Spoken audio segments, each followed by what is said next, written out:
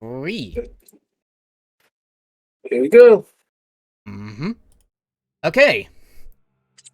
Welcome back to the world of Eberron, and welcome back to Points of Light. I am Novernock, and here we have a mix of new and old players.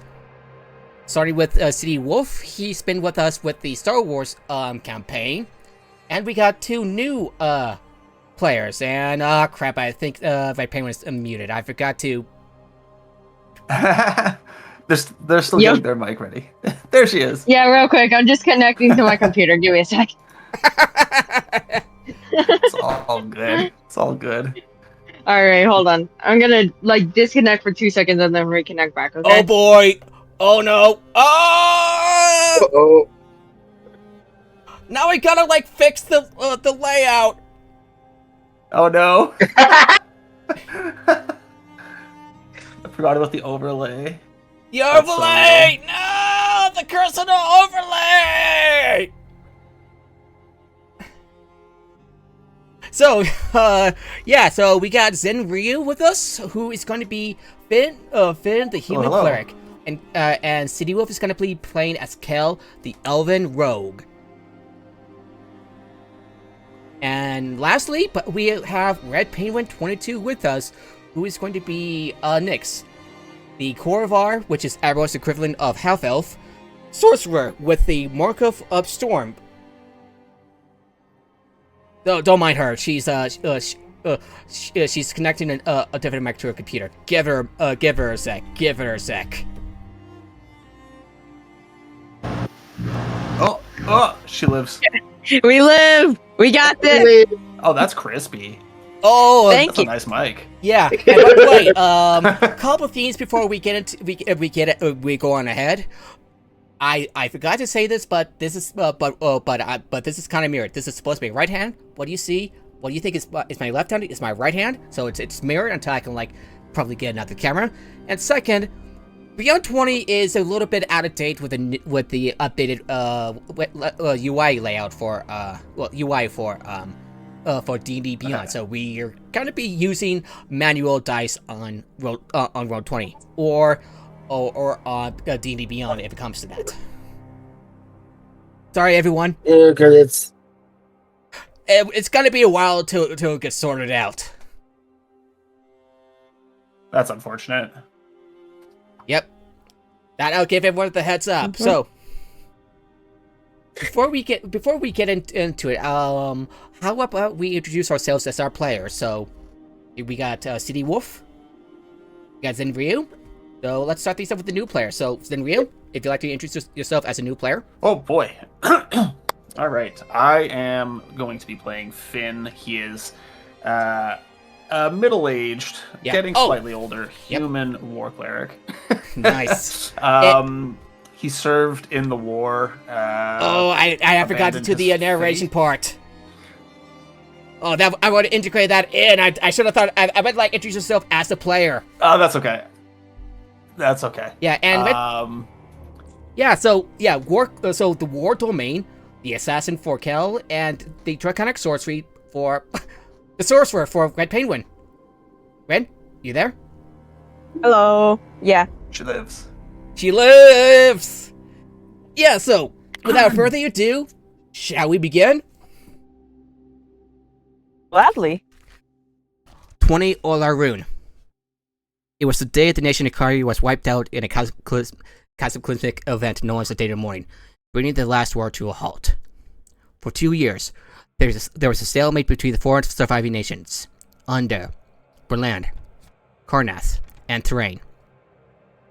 By that year, the Treaty of Thronehold was signed, not only ending the war, but also recognizing the Warforged as sapient beings with rights like everyone else, as well as their former nations of said nations as sovereign entities in of themselves. 2 years after that, after the signing of the treaty, it is now 20 Olarun 998 YK, the year of the kingdom. It is the 4th anniversary of Kyrie's destruction. Many hope for a lasting peace, but resentment still lingers in the air like dying rolls of abrupt thunder. And yet, acts of heroism shines through like a beacon in the dark. over a month ago. There was a strike for Warforged worker rights that spread throughout the cogs. Words of it reaching the rest of the shrine above. And just recently, word had spread of a group of scavengers saving an outpost at the Brilliant Kyran border called Salvation from a rampaging Warforged colossus. As for you, each of you were involved in the last war in some shape or form, in some capacity. What was this chapter in your story like? And that is where we're gonna get into properly introducing our characters. To start things out, let's go with City Wolf and his character. City Wolf, would you like to introduce a character and tell us who he is? Describe what he looks like. My name's Cal. I don't talk much, I don't do shit much, I don't even expect much.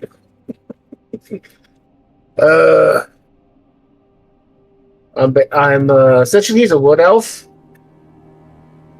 About medium height. I'm about 5'9", 5'10", something like that, around that area. Don't remember.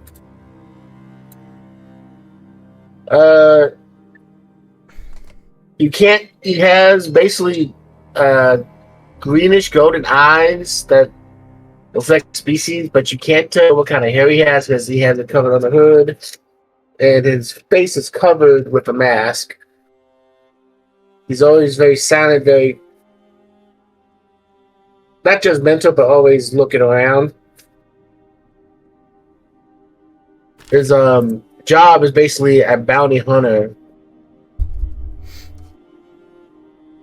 And he's always he's asking about a certain group of soldiers that fought in the war, and has a business with them.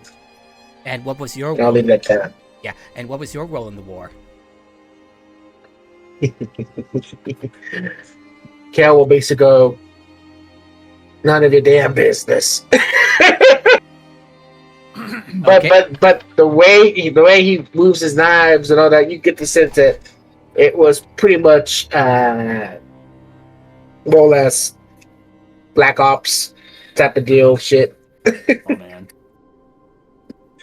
All right, we are moving on to Zenrio with your character Finn. So I jumped the gun before, but I'm going to be playing Finn, a human war cleric who hails from Syria. He served in the war as a healer for the infantry. He was stalwart in his faith and his fealty to the sovereign host until the day of mourning claimed the life of his family. And since then, he has made his, I'd say, meager living as a farmhand, and his body, as a result, is tanned and scarred from his arduous past.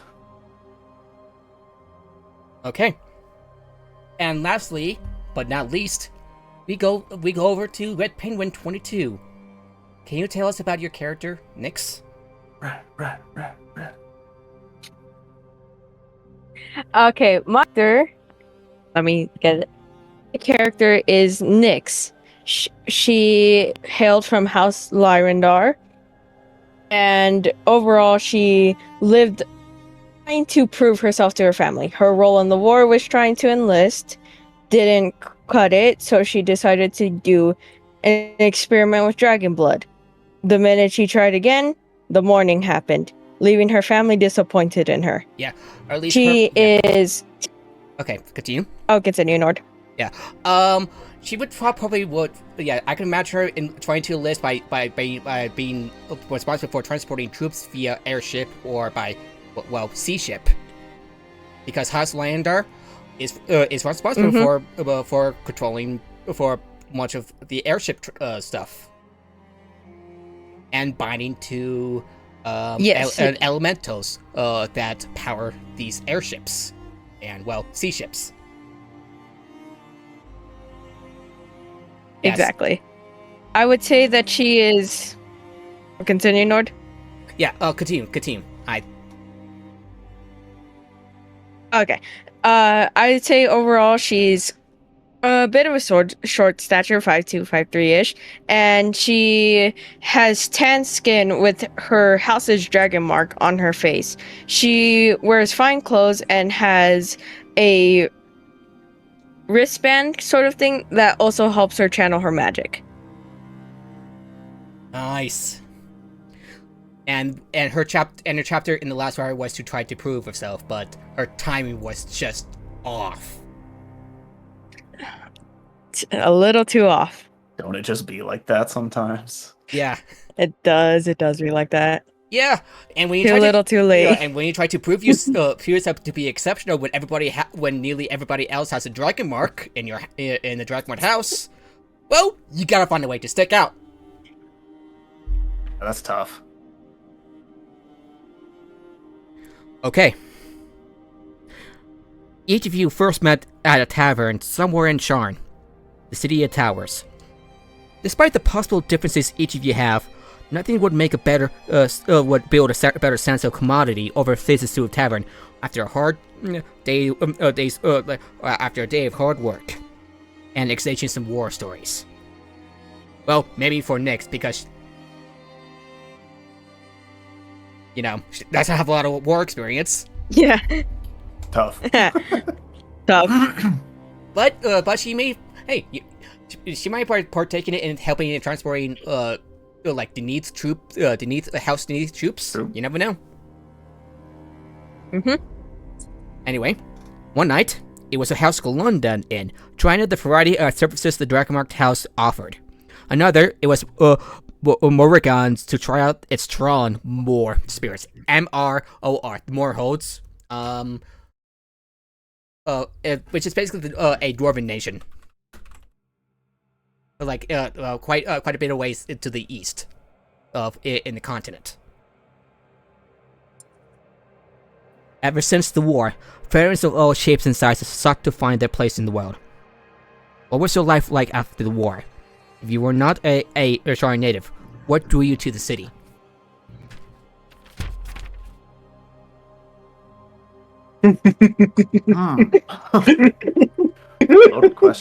Loaded question. Kale's answer would be, none of your fucking business. Go away.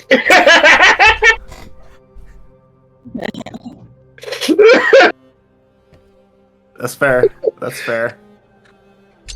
I'd say for Finn, Fair it would point. mostly be, for Finn, it would mostly be just the pursuit of evils still haunting the lands of Eberron that would befall those who could not defend themselves, and he wishes to thwart those evils wherever he may find them. More people, big city, maybe.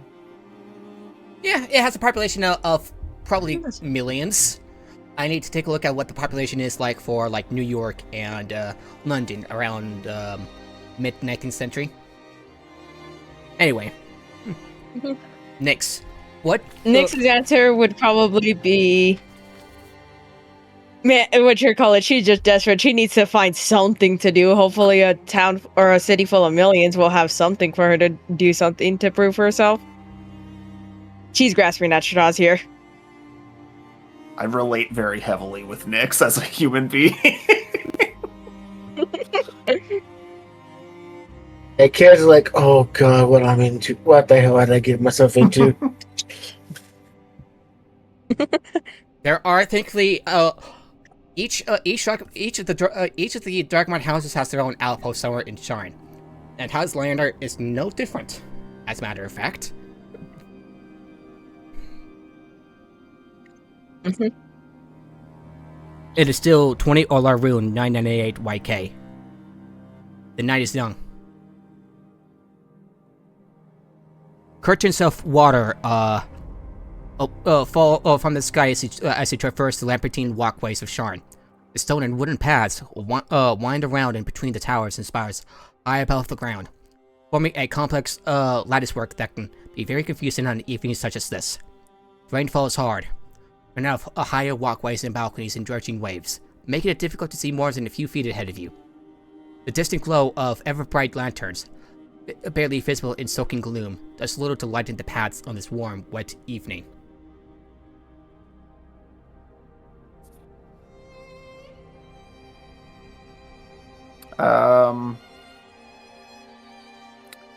Would, for my own brain, for a moment, Mhm. would we have all of our gear on us currently, or are we I'm gonna just say, chill for maxing? simplicity's sake, yes. Okay. You travel around the city and you have your fair share of trouble, so Yeah. Okay. And we are currently all in one group yes. already. Yeah. Okay. You are currently. Let me take a look at the one of the darkest I open up. You are in, somewhere in Matthias Plateau in Dattleland Tower. Perhaps you're looking for looking for some entertainment at one of the theaters. As if it's one of the things it's known for.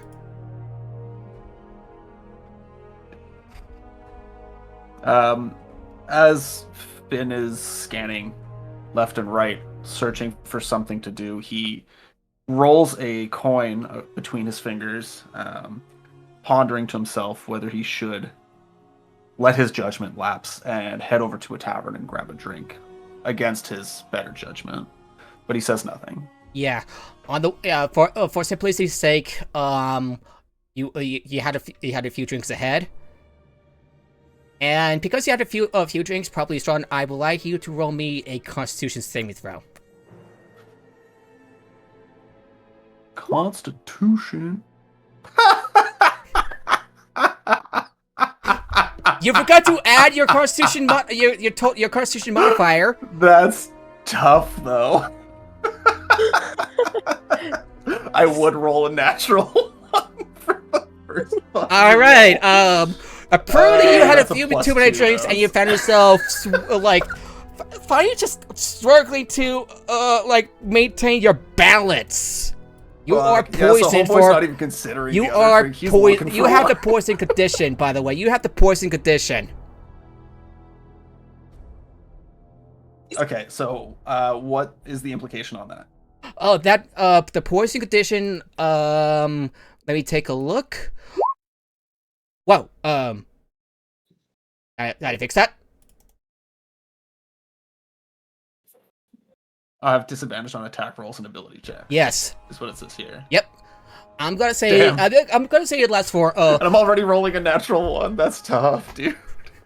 Honestly, thank you, Nord, for not making me roll first. I genuinely could not shouldn't have said dealt anything. with that. I should not have said anything to be the starting character here. That's tough. What a way to start your first campaign, huh? Yep. Yeah, Finn is poisoned. I'm gonna say it's gonna be for about an hour till the system passes, because you are being drenched. So it's gonna be a little bit easier to for your drunkenness to wear off, but you're gonna have a bit of a hangover. Yeah, I think Finn's used to a couple hangovers in his day. He's still trying to cut back on the drinking. What about the rest of you? Yeah. By the way, you probably get at a tavern on the way to this district in Sharn. So, yeah, it's gonna be pretty rough for you.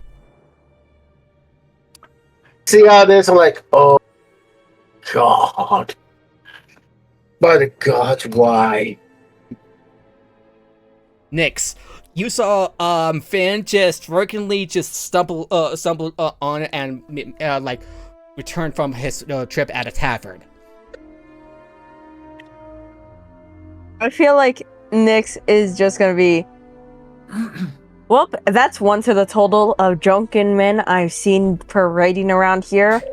Jesus Christ, they're uncivilized. There's no such thing as Jesus Christ in Eberron. Fair point. By the gods, they're uncivilized. Yeah. There's no. It could be gods Host around and these Flame, parts. Host and Six. You get the drift. Or by the Flame. And they're uncivilized. Ah. You just kind of just look at Finn just in disappointment. And as you make your way to a bridge, I would like each of you to roll me a perception check. And Finn, with disadvantage. Perception with disadvantage. Let's go. Too bad I can't keep that 19. Perception. Fuck Don't my forget life, to add your dude. bonuses. Don't forget to add your bonuses. My perception. I is have wisdom, no- correct? I have. Perception. That's a +6, 16. Oh! I did tell you about your hero points. You have, you can roll Yes. D6. We can use You have a 3 total of times, 6 points, but you only regain them. 6. Yeah, you only regain them on a. Yeah. I'm gonna hold off with that. You rolled a natural no, one! Red. You rolled a natural one! No. No. How is it? That's my first roll. And I can't do anything about it because I have no additions add. That's tough. But I I have have 16. nothing in Oh, by the way, perception. Jesse, because please don't because roll Finn one. is a human, is a human, he gets heroic inspiration after each long rest and can share it with others. Oh. And Oh, and for simplicity's that's a sake, because you've been very handling all of them cleric for thing quite a me to while, do. you all have heroic inspiration. Yeah. Cool. That's just to give myself advantage on a roll. That's correct. Reroll any one dice of your choice. Reroll. Okay. Any one of your choice. Oh. Cool. I'm Yeah, still I'm gonna holding take that at 16. opportunity. Yeah, I'm gonna First take roll, that burn opportunity it. so I don't walk off Burn the that bridge. Oh no! I'd prefer not to walk off the bridge. We're missing planks. Woo! Damn. That's true. I can just click on the skill itself and it'll automatically add it. I'm Yep. dumb. I got you. Well, a 5 isn't great. Talk about a waste of a heroic inspiration. Oof. Yeah, that's tough. Ooh. Okay. Well, with a 19 and 16, what do we see? So, actually, this is what Kel sees because Oh no. Fuck. Kel, you spot a figure, or perhaps two, in dark cloaks moving quietly through the rain on the sky bridge ahead. It seems to be avoiding the dim pools of light cast by the ever-bright lanterns, preferring to stay in the shadows. Lightning flashes, and you see a shape on the stone floor of the bridge in the brief illumination. The figure quickly reaches the railing of the sky bridge, then slips over the barrier, and disappears into the darkness and the rain.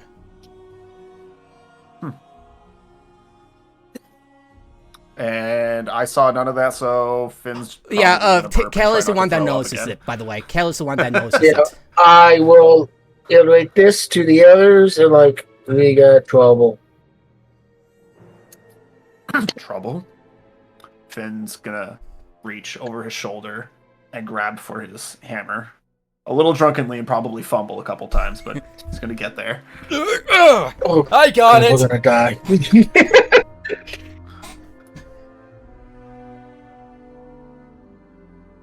Yeah, you hear me. I say it in English. Oh God, we're gonna die. Darn. Okay. Everyone, I would like everyone to take positions. So, who will take point? I feel like in Finn's drunken state, he's overconfident. He's ready for this, and he's shield up, like taking point, 100%. Okay, I'll move you right here with Kel. Okay. Finn is absolutely way too confident for this. Talk about liquid courage. I feel like Nyx is gonna look at this and be like, Jesus Christ. Or by the flame, this dude is going to get us killed. Or himself. I am the cleric, though. The drunken cleric. I'm just gonna heal myself. This is gonna go smoothly. Yeah, this is gonna be great. Oh God. I was hoping for a bit of like a darker take, and then first roll, the cleric gets Yeah. drunk. Yeah, well, you know, he feels alive when he's drinking, you know? That's why he liked it so much after the war. That's true. That's He's true. gonna That's hate it just in the sad. morning, and he's gonna be like, "I'm never drinking again." But We all know he will. yeah, Alrighty. all right. So, Kel and so Kel, so you tell the others that there's probably trouble ahead. Yeah. All right. The sky bridge ahead that spans the distance between the platforms attached to the sides of two different towers, the Alien Tower and the Chaos Spire. A body lies on the floor of the bridge, and you can see a mixture of rain and blood pooling around it. A leather satchel, still clutched tightly in the body's hand, lies in the expanded puddle of water and gore. Hmm. Gonna move you over there.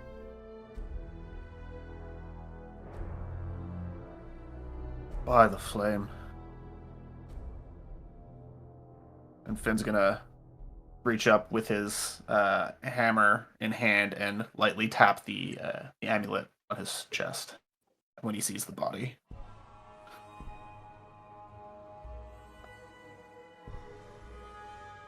Okay. What does everyone else do? Nyx just takes a slight step back and just says, "Poor man. What did he do?" Again, I pull take my daggers out with a flare. It makes a spin in my hand. I start scanning the area for cloak friends.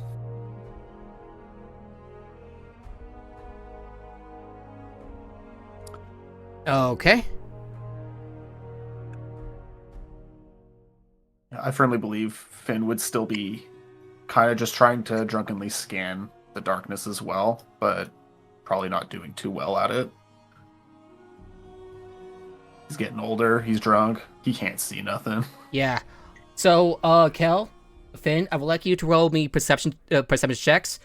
With disadvantage for Finn. I forgot perception is a +6, so that's a 15. Yep, I don't see shit. Yeah, got because a because 14 you're starting and for a like ever bright or ever burning lanterns. This this is a straight roll for you, Kel. You don't see anything out of the ordinary yet, but you still see the body out there, laid out before you.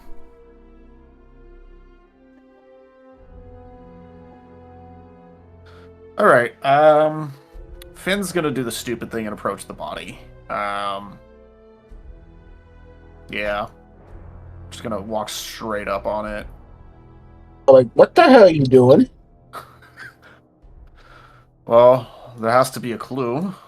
Go ahead and roll me not only a perception check, but also an investigation check. Again, both at disadvantage because you're drunk and you have the poison condition. Okay, so my 2 perceptions, that's a 12 and a 13.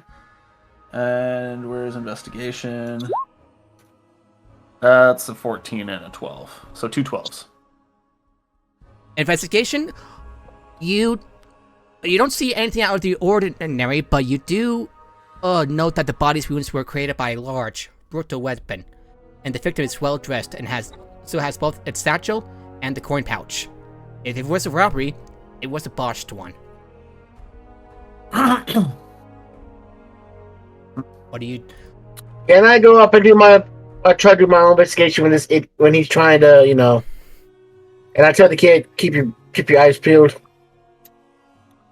Yeah, Finn's gonna, knowing that this doesn't look like a robbery necessarily, start scanning again. Could I roll perception again, see if there's anything that catches my eye this time? Yeah, you do notice the pouch and the satchel on the body.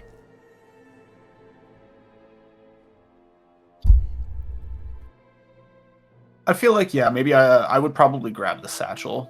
You got the satchel. So You take a look yeah, inside? I would probably just drop the hammer beside me, grab the satchel, and I'll probably turn it over in my hand.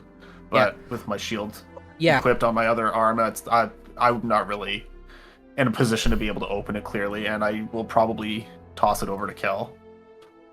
Kel, You were handed over Yeah, the I'm satchel. Do you take Yeah, a I'm look? looking. Yeah, I'm gonna take a look.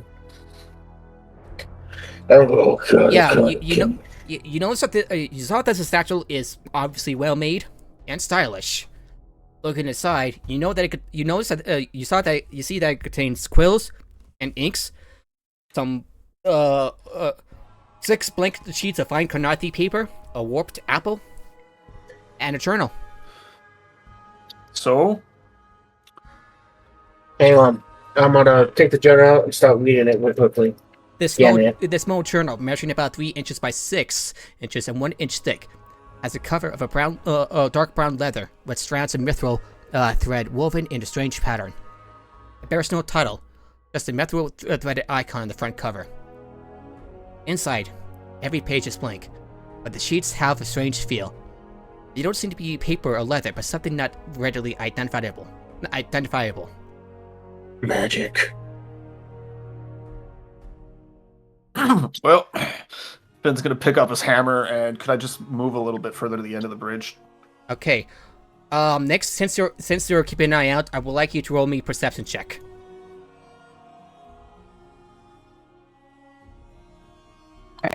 Big roll, big roll, big roll.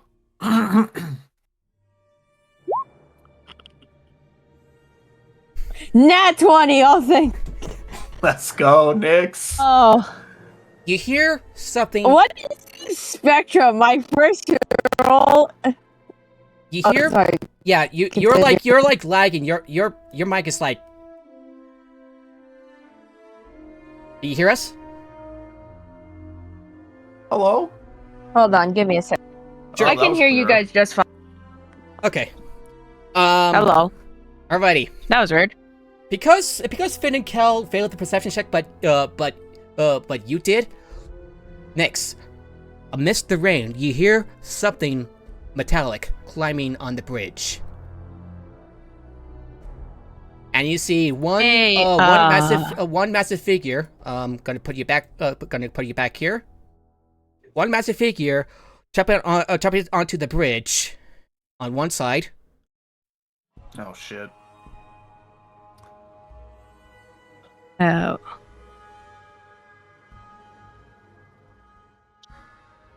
And then another.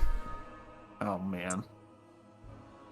And you see this lumbering figure brandishing a massive axe, another, a blade attached to its arm. And you see a metal a gleam of metal and wood beneath the cloaks. Given that they're this close, I imagine Finn would see that quite clearly despite being drunk. Yeah, you take So, Ben, you take a quick look and you realize that these are warforged. Yeah. Finn has a moment where he kind of sighs, realizing, he's going to have to fight. He has a lot of respect for the Warforged. They served together very closely during the war. But he steadies himself, knowing what comes next. Yeah, Howard, you didn't hear it, but you are surprised, by the way, which means you get disadvantage on your initiative. And yes, that means it's ready. It's time for combat. It's fighting time. Ooh. Ouch. All right, let's get this show. Yeah. Okay. Oh! Well, I get a 3. Damn it. Give me a second. I'm Let's see if this works. I'm like loading stuff. Loading. Give me a second. Yeah. Oh, wrong one.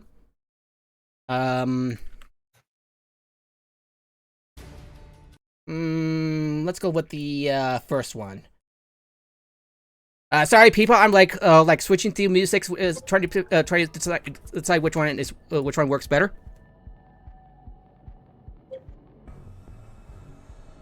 All right, so Finn, you rolled a 3, right? Correct. I have a +3 in initiative, all right. Unfortunate that you rolled a 3. Yeah. Next, Let's see if I do That's better. what I rolled when we tried our danger room in the first session. 15. Too. Nice. Let me try my. Oh, and Kel, because you already had the advantage on your roll. You already have advantage on your roll. It's not just a regular roll. 15. All right. 15 for. 15. I'm gonna say because Kel has a higher dexterity than you. So Kel, Nix, I believe you have around the same dexterity, right?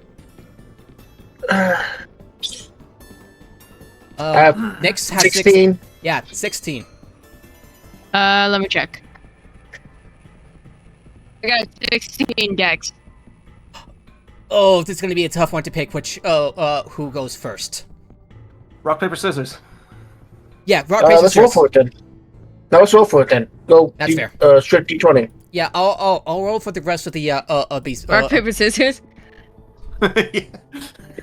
Yeah, let's go D20 roll. See who gets the highest. Goes D20 first. makes sense. Yeah.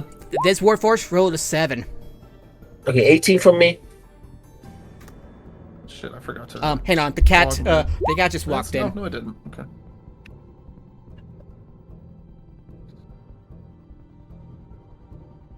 And this lumbering. No, I mean that. And yeah, this that's lumber. tough. 5. And she rolled a 9. They both rolled so low, and I'm still lower. That's what I get. Serves me right. Don't drink, Oh. folks. Yeah. Like, give me a second. The cat just walked in. Give me a second. Kitty cat. Okay. Alrighty. So, as unsurprisingly, you go first. Even that you are surprised. Given that you are you're surprised, but you still see them getting the drop on you. What do you do? The kitty. Deliver righteous justice.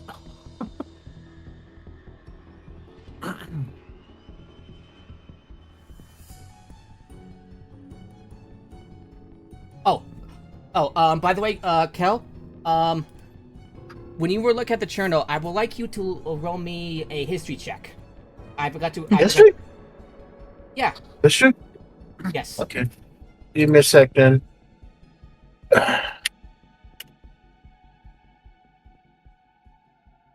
It was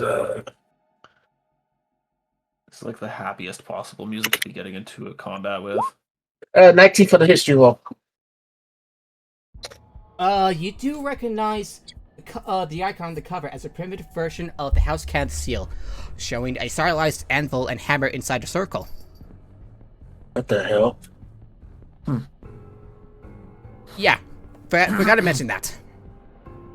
Oh, Kel. Anyway, you're up. All right. I got an ally right here, and I got an idiot right here. Hey, I know which is the ally, which is the idiot. And he's 5 feet, so let's get some stabby in. Can you move your token?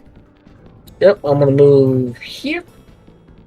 I'm gonna gauge this guy here.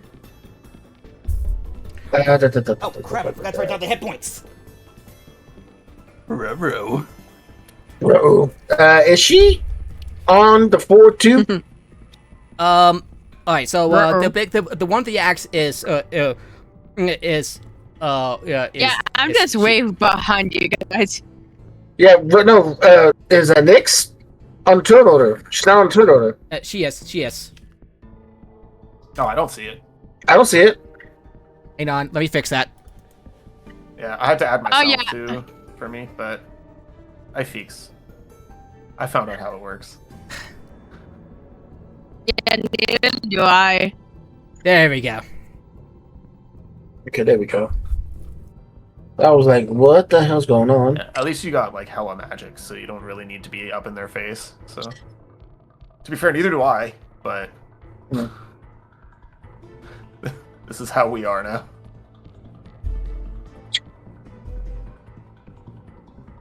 Okay, so I'm going to go in her face. I don't want to do this whole damn tackle with this. I got no choice. Shit. Yeah, because I get disadvantage. No, you're not surprised. You're not surprised, so you roll with the straight roll. Yeah, you're the only one that wasn't It's surprised here. advantage if I get too close. Oh, that's what you mean.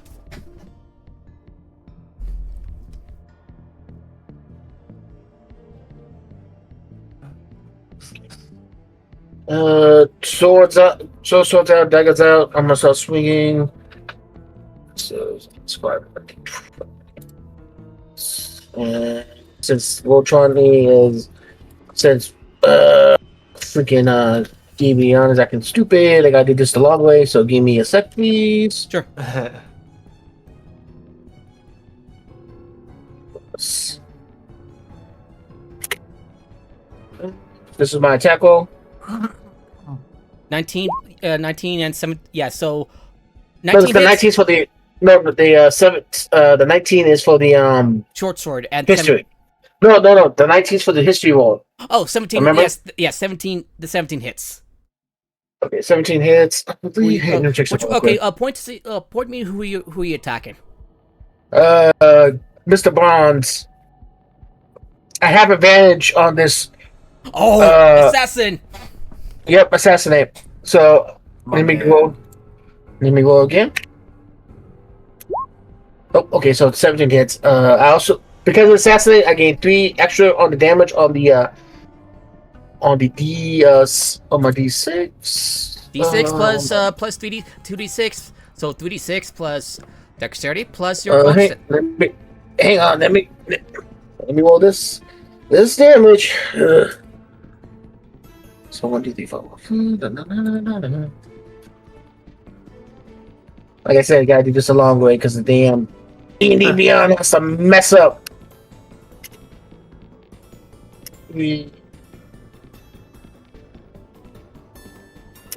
Plus, what's mine?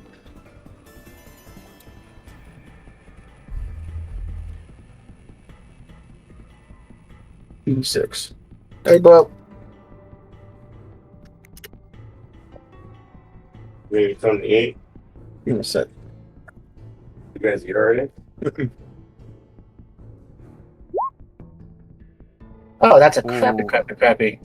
That's a tough roll, man. Yeah. That's 10 damage or not straight out. Offhand, I'm gonna go for dagger.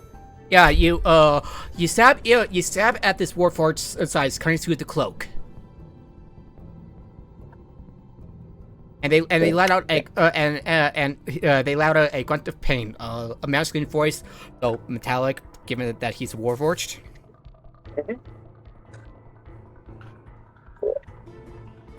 Yeah, go dagger of offhand. Actually, should I do that? Yeah, dagger. You don't need to use a bonus action because both of your weapons are light. So both my weapons are light? Yes. Okay, new rules. So I don't have my Yeah. specificity on this. Yeah, you have mastery. You have you have weapon mastery with the dagger. Remember? Oh yeah, that's right. So I can do at it. Okay.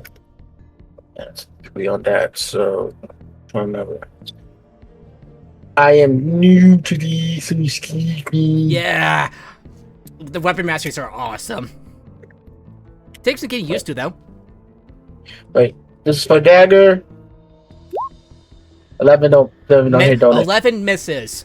The dagger just Yep. like bounces off the armored skin of the warforged. Okay, month bonus. I'm going to, because like, he's gonna come after me that he's got. And I got no place to hide. That's the other issue. Yeah, you got to be in a heavily obscured area, such as darkness or behind good enough cover. I'm going to disengage and back up 50 feet. Straight up brawl, baby. Yeah, you back away, keeping your defenses up.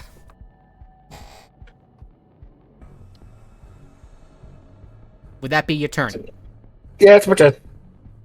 Nyx, you're up.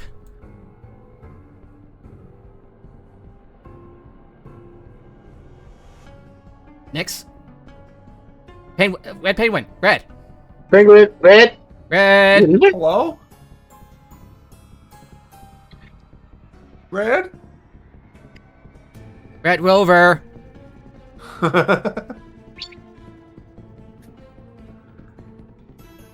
We gave from the 8. Y'all hear me over here on my phone? I hear you now. I just hear you now. Were you muted the entire time? No, I was not muted. It turns out, my freaking thing can't handle too many things at once, so I gotta switch over to my phone real quick. Oh, that makes sense. Let me do. That's tough. Yeah, that But makes sense. I was posing the question because Warforged are metal. Does that mean they're weak to lightning or Conductive? fire spells? Yeah. Not as no. I see what you're going for. You know they are constructs, but they're not more susceptible to lightning damage as any other being. Oh, okay. Good to know. Good to know. All right. Then I'm going to be using Chromatic Orb. I'll use Chromatic Orb. All right, that's a +6 spell attack. Okay. It's gonna be a level 1 spell. Are you sure? The gonna level be 1 spell. It means you use a spell slot of 1 or higher. I was hoping to cast it at 2nd level to do more damage. Alrighty, that's a good idea. Before you do so, do you want to use a bonus action to use your Mage Rage, your innate sorcery? Yeah, I'll unlock Mage Rage. Alright, how would you describe your innate sorcery? I'd say for Nyx, her dragon mark glows like extremely brightly, more than usual, and you can see the rush it sends through her system. Like she jitters a bit, and you can see as she's just a bit twitchy, but it travels down to where her wristband is, and the hand flicks a bit. So you can just see that she's preparing all the spells. Yeah, lightning courses through your arm as your dark mark glows. And with the flick of your wrist, you hurl. Oh, by the way, since something important to let you know, Chromatic Orb requires a spell component of a 50 gold worth of diamond. Okay. And you don't have enough gold. And so keep going. Go on, I'm sorry. yeah, and so for the most part, you don't have enough gold to get yourself a diamond of that value. Oh, okay. Because anything with a gold value doesn't get covered by your focus, correct? Yes, Or your spell patch? Okay. pretty much. Yes. That is the downside. Yeah, that is the downside Upside of these spells. Yep. Upside is that if we're lucky, we can find a bunch of diamonds over there, and we can start collecting like that.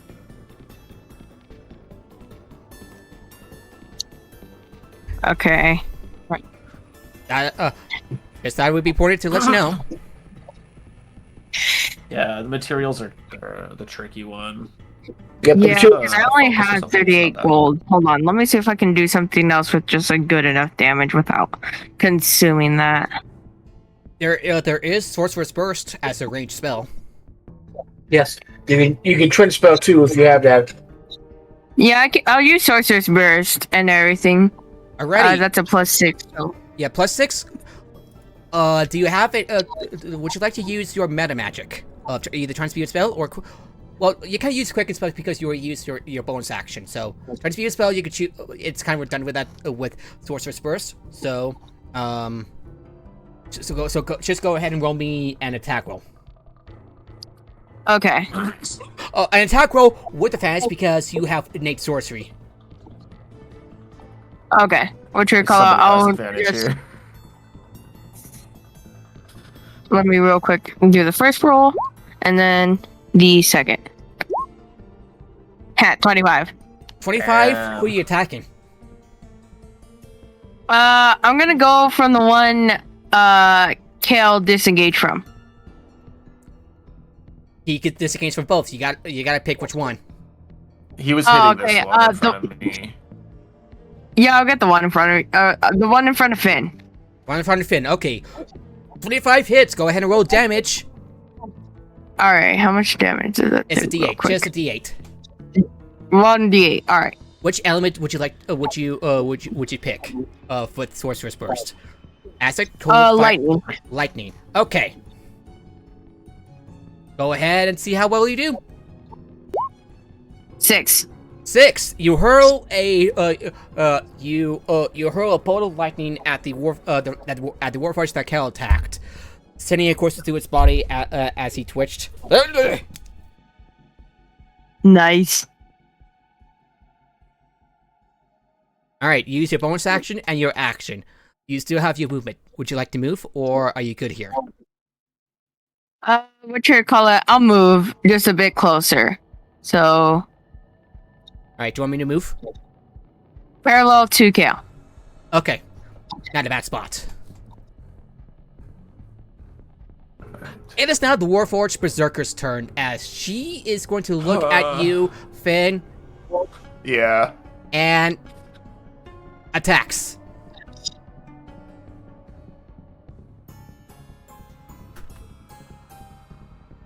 $18. They have to beat my AC or not tie it, correct? Defender. It has to tie it, or it has to be that number or above. Yes. Okay, so 18 hits. Let me take a look at the damage. Rough start. D12 plus. A natty 1 and immediately getting ripped on my AC. Sorry, that's how the dice. That's how the. Oh my god! 15. Oh. Oh. That's a max. Back damage. Oh shit! Alright, your cleric's gonna die in the first combat. I'm gonna have to make a new character. What the fuck? Man, A I do full not 12. got revivify. I do not got revivified. That is tough, dude. Holy. Alright. It's a good thing your character's more powerful than usual, because this tends to happen with me. The that was the one with the axe that Yes. swung at me?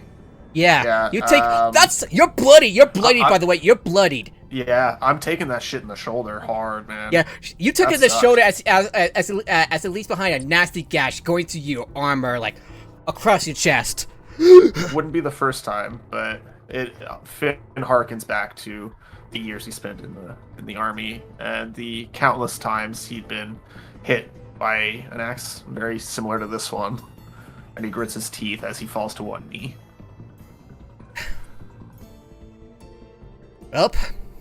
Well, this other guy is going to attack you.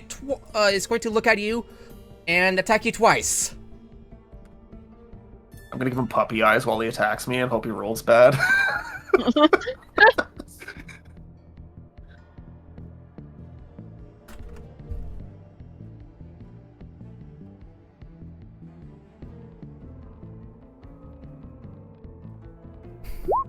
$21. Oh Jesus. Yeah, I'm dead for sure. He's immediately putting me in death save. Oh, 4. There's 4 points. that's the first one. Yeah. 4 points of slashing Got with 8 the health. arm blade. That's tough, dude. This is supposed to be a Roll decent low. encounter. Whoa! You drunken idiot. Why? Realistically, too, like 21. yeah. The amount of health and like armor I have too, like I should be fine. All right, 21. That also immediately getting hits. shit So on. you get slashed twice by this dude, and you take a total of 9 points. You're at 3 hit points. I have no healing spells. Like y'all know that scene in Captain America: Civil War where Bucky and Cap are just going ham on Iron Man? That's me right now. Like, I'm eating shit like Iron Man did in Civil War, dude. That's tough. Yeah, I mean, Finn's now on both knees already, accepting death. You're at 3 hit points, I believe. He was way overconfident for this. Upside is it's your turn, I believe. So do yourself a favor and heal your ass. Yeah, I would recommend disengaging and using the healing word on yourself. Disengage is bonus action for everybody? Yes, it is. It's an action for everybody, but rogues can get it as a. Okay. Or hold up here. Oh, Hold up here. I do. Yeah.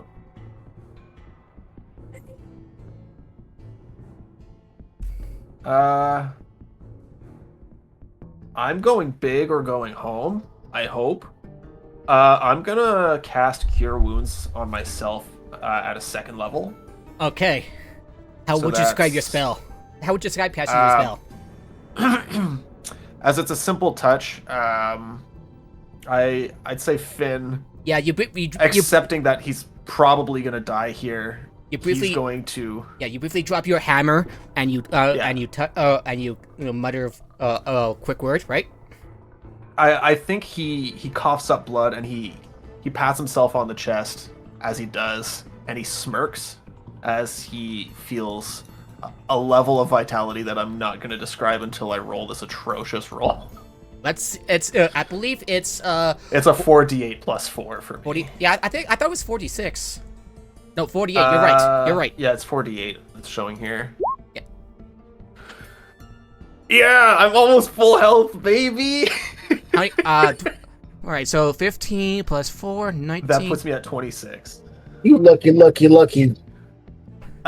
Yeah, you pick up your warhammer with the grin. Finn's gonna smirk like a cocky son of a bitch.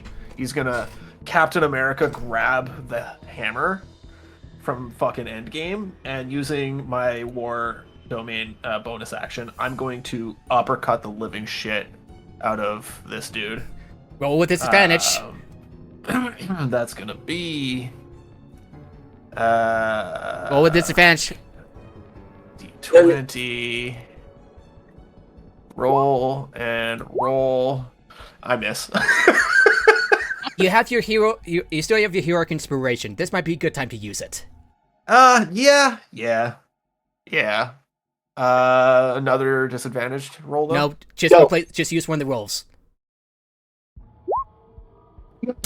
Okay. What's the total down? What's the total? What's the total? At 14. 14. If you're gonna hit that berserker, it hits against the berserker. Oh, you hit it. So yeah, go with your damage. Yeah, well, where's the 14 from? Yeah, I didn't. since you're modifier. attacking with your with your warhammer, it's because it's so it's a proficiency bonus plus your strength modifier plus two, d20. plus my strength So bonus. Yeah, so 14. I forgot about the bonuses. You hit that berserker warforged berserker. So cool. That is with the warhammer. With one hand, it's a 1d8 plus 2. 1d8 plus 2.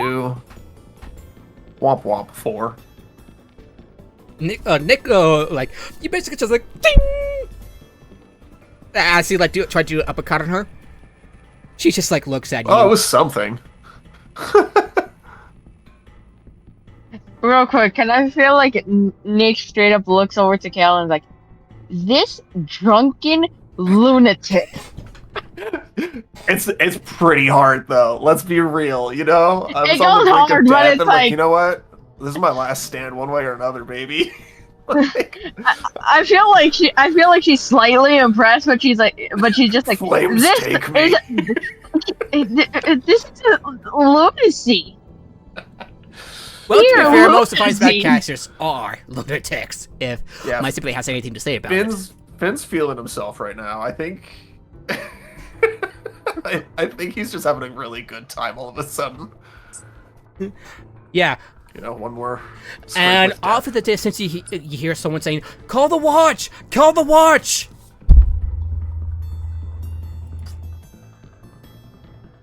I think Finn's too hyped up to have even heard it. I'm gonna be real. Kel, I think Nick is too baffled to realize. I'm like, Kel, your turn. By the 9 hills. Of course, it's at the suburbs. Maybe not 9 hells, but like host and host and 6, you know? This is the okay. Or by the ancestors or something, I don't know. Yeah. We need to finish this fast.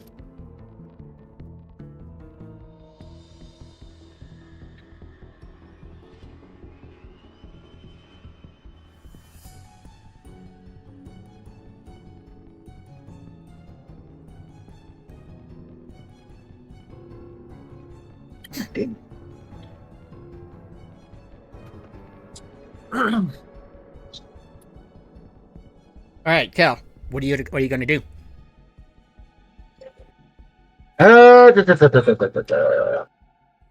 Well, sleep back in, and I'm going to attack. Oops. It's gonna encourage you, tell him to cut him down as you run in there. I just gave you a look like, you idiot. He's only gonna be drunk for tonight, I swear.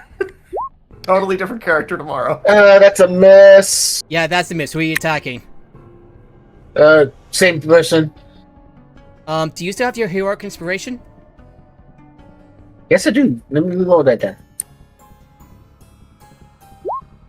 Nope, I don't do crap. That's a 14. Well, it's a good Wait a thing. It's a good thing you have your dagger follow up. No. It's a. That's 14. Does 14 hit? Wait, 14? What? I need to check out the stuff. Oh no! I messed with that. That's a 9. But Yeah, that's a miss. Unfortunately, that's a miss. Yep. So I'm going to warm my dagger. Okay, that should hit. You have your hero points, by the way. Yeah, but it's a. Fuck! I'm not getting the hits. One more time. There we go. Wait, where'd you get the other D20 from? Consuming one Oh of those shit! 6 Oh, hit I almost points, forgot that since you have mastery with the short sword earlier, you have advantage your next attack roll, but that's like previous turn, so that's okay. Yeah, cheap. So yeah, 22 for the dagger hits. Yeah, I'm gonna. This is gonna be a bit of a grace because this is not going well for you. So yeah, I'm gonna let that count. So well, that's slide for Okay, now. 22 let hits. me roll the damage. Also get the. Just a D4 plus 3d6. No, 2d6. Sorry, 2d6. Yep, hang on. Let me do. Yep, 3. Well, 6. There we go. 16 on the Wait, where dagger. does the 3 come from? Where does the extra 3 come from? I thought it's only like once per encounter.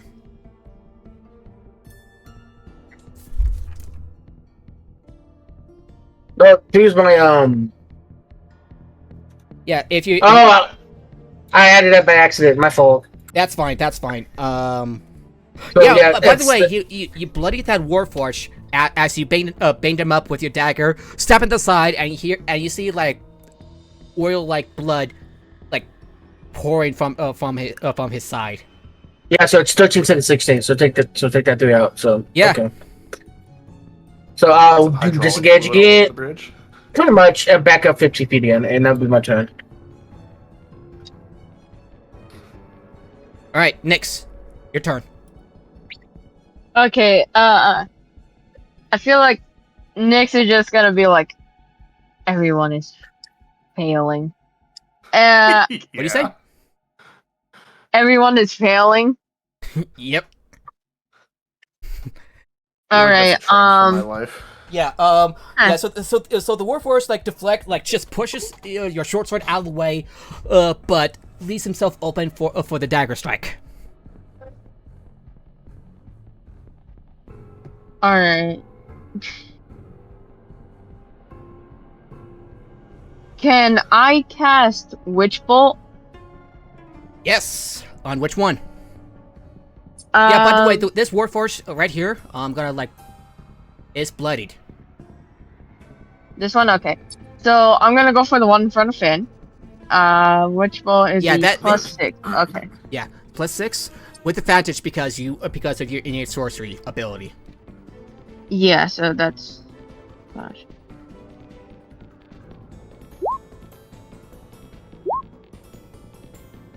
$13. 13 misses. You have your hero point, yes? Yeah. Yeah. So how much do I add to that? So So- Just yeah, it's a Unfortunate. D6. So spend 1 point to roll D6. all right. Well, so, 1, 2, 3. 1. I'm gonna just give you a bit of a grace period and roll that and try that again with a D6. Because this is rough. That's so annoying. I'm rolling so low. There we go. Dude, 60 dude. hits barely. 60 hits barely.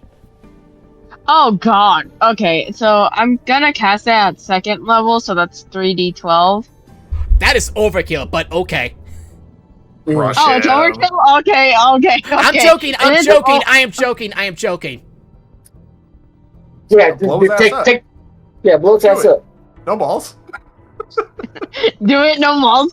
I dare you. Oh, I'll do it. I will do it. Alrighty, roll the 3d12. Let's hope you don't roll poorly.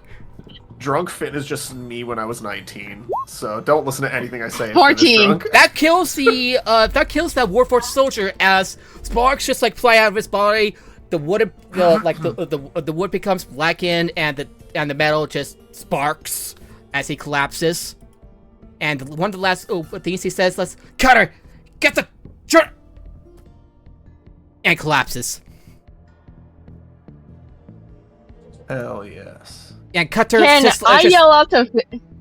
Oh, continue. and Cutter's just growls and radios herself. Okay.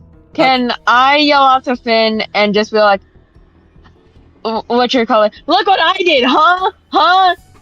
That was right in front of you, and yet I was able to kill it. Finn's just gonna Kill- yell at the body. Ah! Oh god! Oh my god! Pay attention! Oh my god, Finn's a frat boy when he's drunk, I just realized. This is how he copes with trauma. It's not his fault. Just a bunch of screw-ups, apparently. Alright, next, you have your bonus action, and you can use Quicken Spell to follow that up with a cantrip, with a counter spell, because you used your spell slot.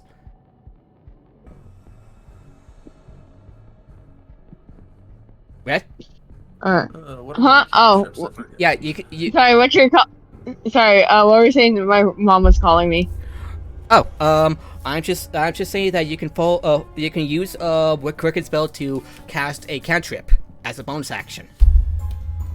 I can. Okay, yeah. Can I do that? And then I think I'm gonna do... Hold on. Your best bet Cantrip, would be at cantrip. this point Sorcerer's Burst again. Yeah, I'll do Sorcerer's Burst again. All right, that's two Alright. sorcery. That's 2 sorcery points, and I would like you to roll me. How would you describe not only Witch Bolt but also Sorcerer's Burst? I forgot to mention, but also Sorcerer's Burst. So Witch Bolt, Palpatine style. Which bolt's Palpatine style, but I would like to say before, she kind of puts her hands together in like a finger cage and rips them apart, like to get the shock of lightning going through, and then shoots it. yeah. Ooh. And then Sorcerer's Burst, she kind of cracks her wrist a bit, and then just full on, pointing through the air, channeling everything. Hard. Alrighty, go ahead and roll me that that attack roll with Striking Grasp. Oh, wait, with Sorcerer's Burst on the other Warforged. All right, 11. Misses as the lightning bolt just flies past her, Tough. Damn it. and you probably hit the front poor smug and says, and it just says, "There's been a murder. There's a body on the bridge."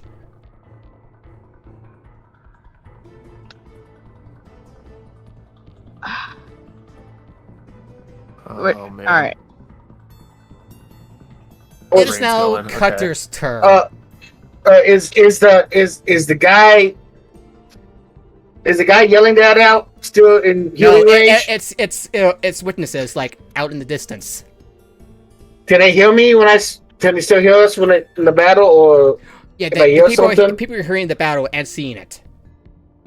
Okay, I will yell out, let the city let you know that the murderer will roll forward and be prepared for it. I scream that out.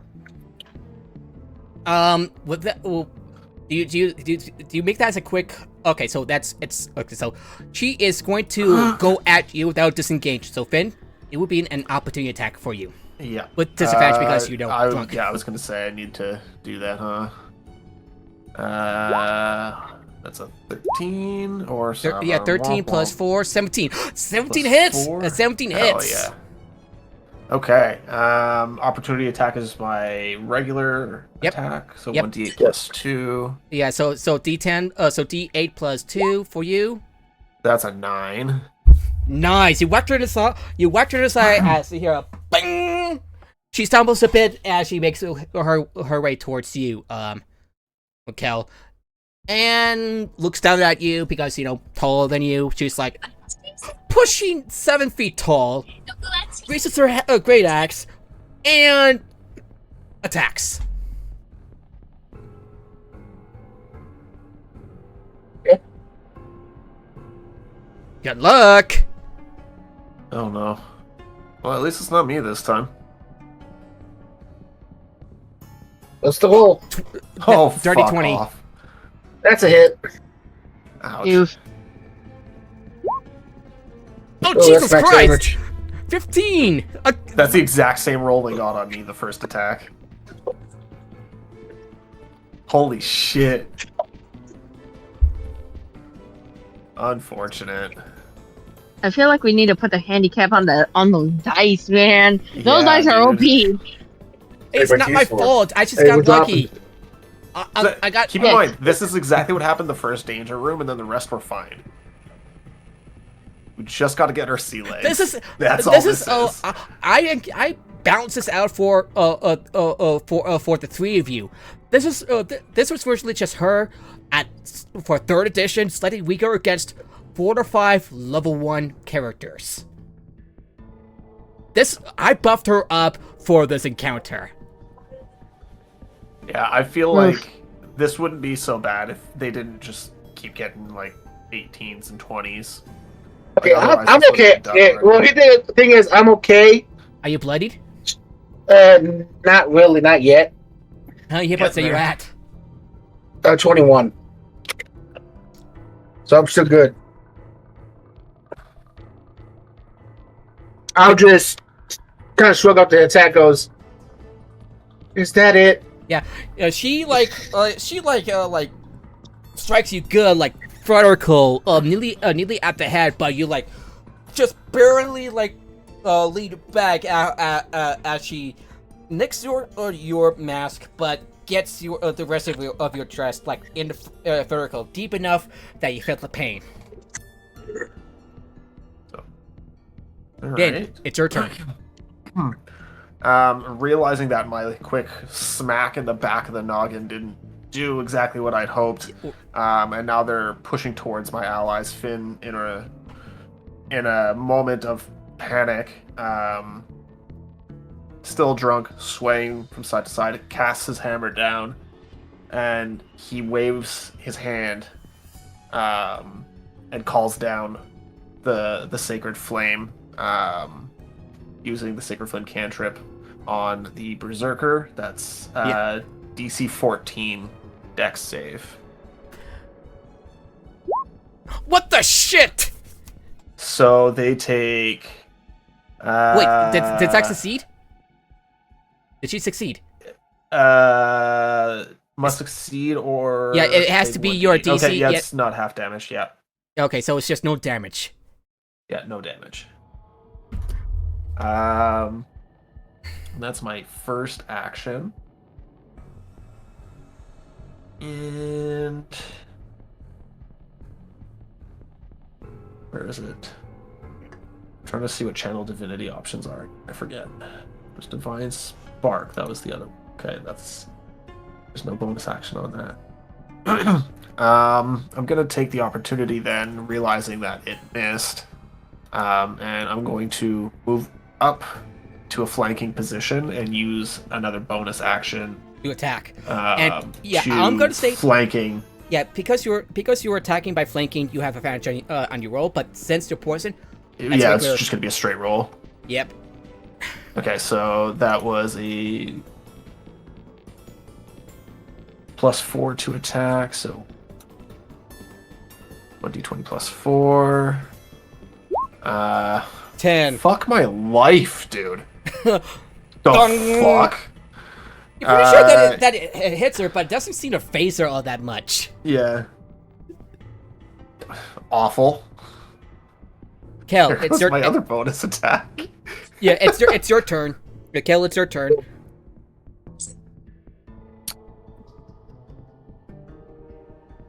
Right. I'm annoyed. You're annoyed?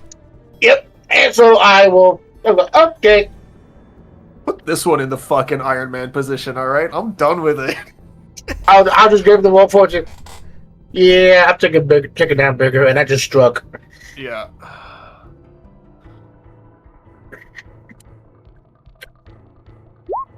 That's a 19 to hit. Oh, you roll with advantage because you're flanking. That's right. Get the 20. Oh. Nope. 19 hits. And And because the you roll with damage up? advantage, that means sneak attack.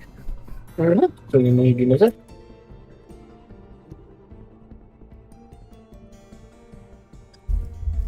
Six. Get put in the blender, dude. God damn.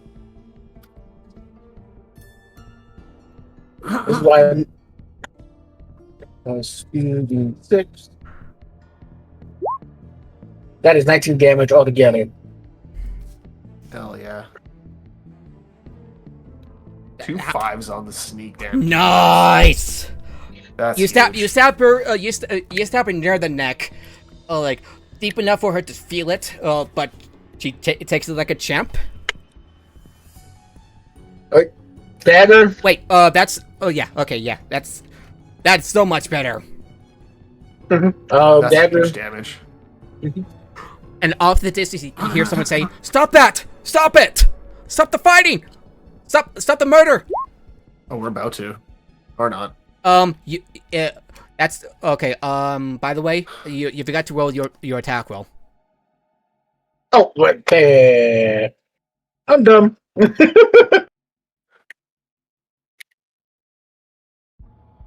Like I said, I missed. You can leave me alone. It'll be 20. That's a good roll for the. No, okay, yeah, I am.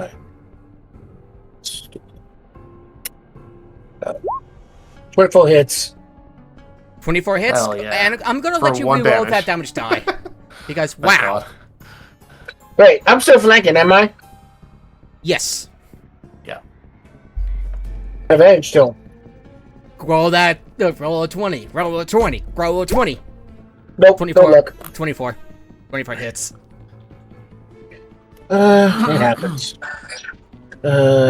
Shooter bone D4 damage. 2. It's just you just basically just do scratch damage to her. Womp womp. Nyx, your turn. Oh, but it's Nyx's moment.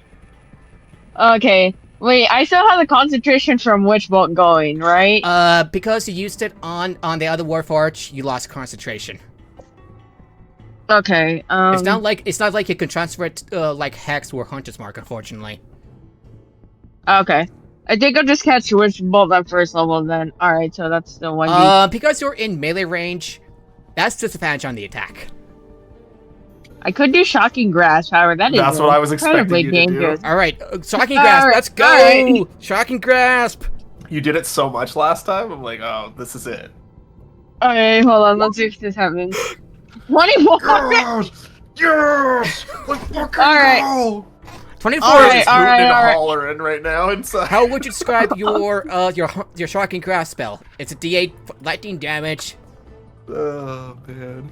Okay, what you call it? I feel like Honestly, I think only in this case, Nick starts slightly snickering at that, just laughing at this poor cuck, and just straight up gets ready, cracks her knuckles, and just like immediately you see a flicker of lightning, but it's too late before she just grasps this thing, and you just see the lightning course through her as she hits it. Yeah, All right, let's. you grab her shoulder, like Miles Morales, and shock her. All right, let's see. Let me at least do good damage. Aw. Five. That's better than Five nothing. is better than nothing. Yeah, That's at least more than average half. damage. That's average damage. Mm-hmm. All right, and then do I have something I can do as a bonus action, as like something? Bonus action. And you only have one sorcery point left, and you can't use a quicken spell because it uses 2 sorcery points. No, I'm just wondering if I have any spell I can use for a bonus action, No, but the only unfortunately- thing is Judgment Breath. However, because you use shocking grasp and it hits her, you can back off without getting an opportunity attack from her. Yeah, what you call it, disengage. Yeah, you don't need to do disengage Back the up. bonus action. You just move away. Okay. So hold on. I think I'll just like take one small step back. That works. Would that be your turn? Yeah. You hear, it's now Kutcher's turn as she yells, give me the journal. And I will actually tell her, up yours, your metal ass. she attacks. I'll basically go, shove it up your metal ass. 13. Finn has completely forgotten That misses. about the journal at this point. Yes! Finally, she missed. Is that their first miss? Yes! I just starts up strike. And she just moves down and go, Got the sauce. Finn, it's your turn. It's my turn? yep. Oh boy. Realizing that we are now putting this bitch in a blender, I'm going to continue doing so, I guess. I'm gonna heft my warhammer over my head and come down hard, trying to offset her balance in the process to give Kel another opportunity to Yeah, go go for the stabby stab. Alright, So make that you make an is attack roll. Good thing for disadvantage. good thing for I no brought straight up because still flanking. yeah, right? yeah, good thing I brought the flanking rolls from the 5e rules. 18. 18! Go ahead! Hell yeah, that's a 1d8 plus 2. 7! She is bloodied, and you kind of hear basically steam rising out of her metallic body. She's steaming mad, Oh boy. and you kind of like imagine like hearing like a sharp whistle out of her, and you hear a metallic growl out of her. Berserker's heating up. Okay. She's bloodied. Badly damaged is Cal right now? Like, would I be able to tell at a glance You how fucked see a up bit you of are? you see a bleeding gash vertically down his chest. Okay. I think I'm gonna use my bonus action to cast Healing Word at level 1. Okay, go ahead and roll So the that's 2d4 plus 4. Yep. Give you 8 HP. better I than was nothing. hoping for more. Better than I'm so nothing. sorry. Cal, if you how would you describe your healing word? Wait, Finn, how would you describe your healing word? I think in this moment, having staggered this hunk of metal, as they stagger downward, Finn kind of just like, good, and like regenerates him a little bit. Just a goofy ass little drunken. You good? You hear a slight echo As a slight alchemy of voice, and Kel, your wound starts to close. Not all the way, but you feel a bit more invigorated. God, I can't wait for Finn to be sober.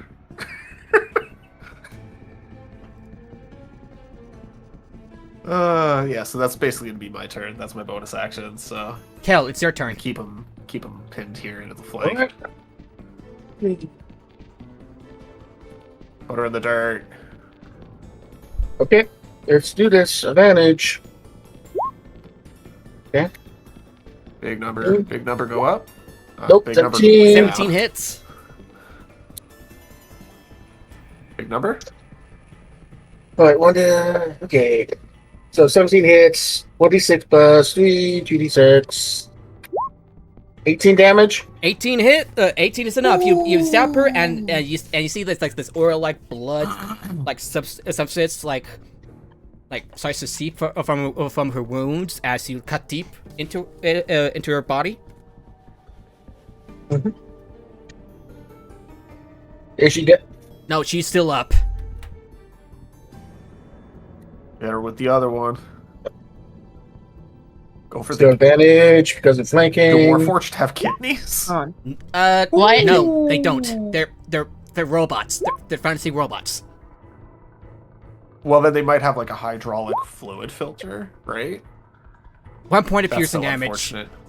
Just a nick. Poke. Your poor knife damage. Yeah, I'm basically telling her, you better surrender or you're going to be end up like your friend. Yeah, it's only a few quick words. So if you want to try to basically intimidate her into surrendering, it's gonna be you have to take an action to influence. And while this is all happening, you notice something popping out of the other Warforged's chest, and it flies away. Uh-huh. Ooh, a shiny. And you have your bonus action, and your wimped left. What do you want to do?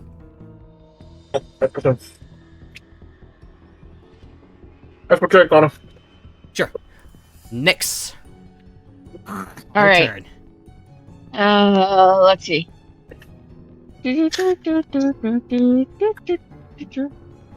All right. Burning Hands is gonna hit them. Yes. Can't use that.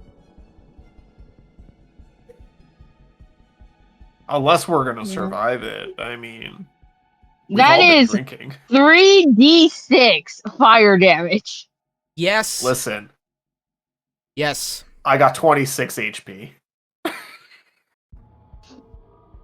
So what? You want me to? All right. If you guys want me to, I will do Burning Hands.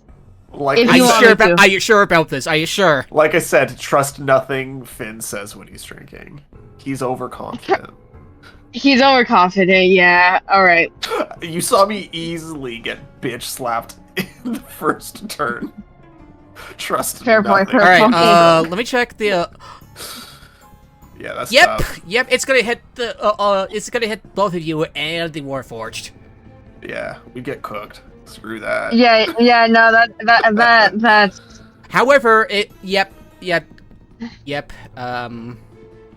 No way cheesy now. I can't cheese it and everything. Huh. I could do Witch Bolt again, just at first level. Because I am far enough away, I believe. That's a good Yeah. idea. That is a good idea. Yeah, I'll do Witch Bolt again. Okay, go ahead and make an attack roll. Alright. Ooh! Almost Ooh, critical yeah. hit, Brad. better than nothing. Holy. 2d12. Alright. All right. Yeah, Dice giveth and the dice taketh away, man. 10. Dead straight. Yep. That's You're- 10 damage. You decide to like with the flick of your wrist, shoot lightning out of your fingertips at the cutter, the Warforged. Alright. Just channeling all of your power just to get her down. Come on. Alright. Would that be your turn? Yeah, I can't do anything else. All right. She is going to attack you, Kel, with advantage. She's bloody after all. Yeah, they're shooting because I'm safe. What?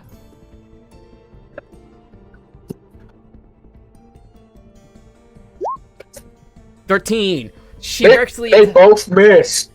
Hell yeah. Yeah. Ha! She reaches her axe, and it's the miss as you step out of the way.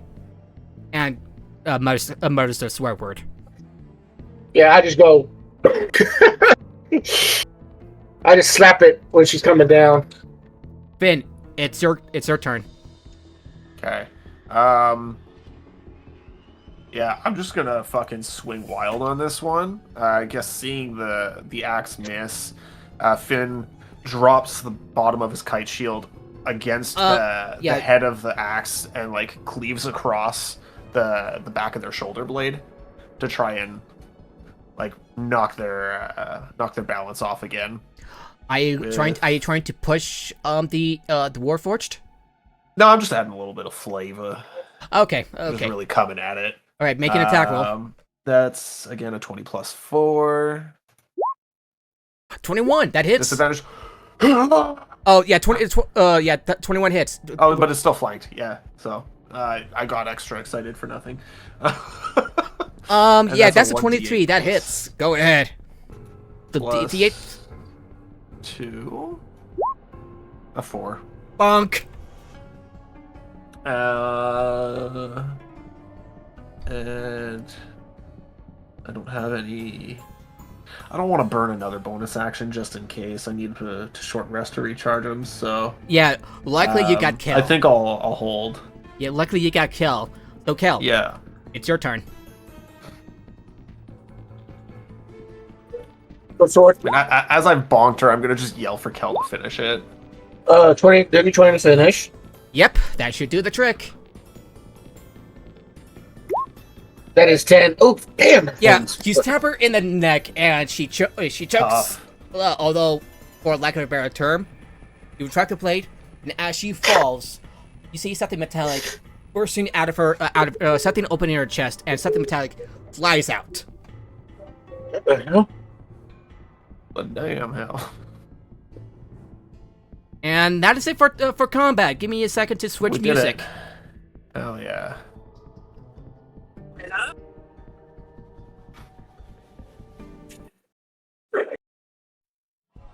All right, you're out of combat, everybody. Just give me a moment to like switch the pages. All right.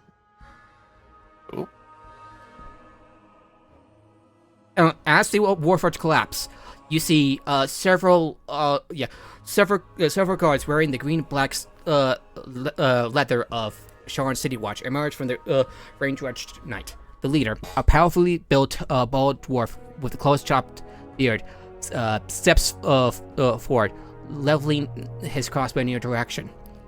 The small ball of arcane light hovering just above and behind his left shoulder illuminates the area. To each side, every male and female stand with weapons at the ready. Orlanar's bloody nose! The dwarf curses. By the order of the watch, drop your weapons and explain yourselves. No, It is gonna be in the be throwing up at the moment, so he's not dealing with that for this moment.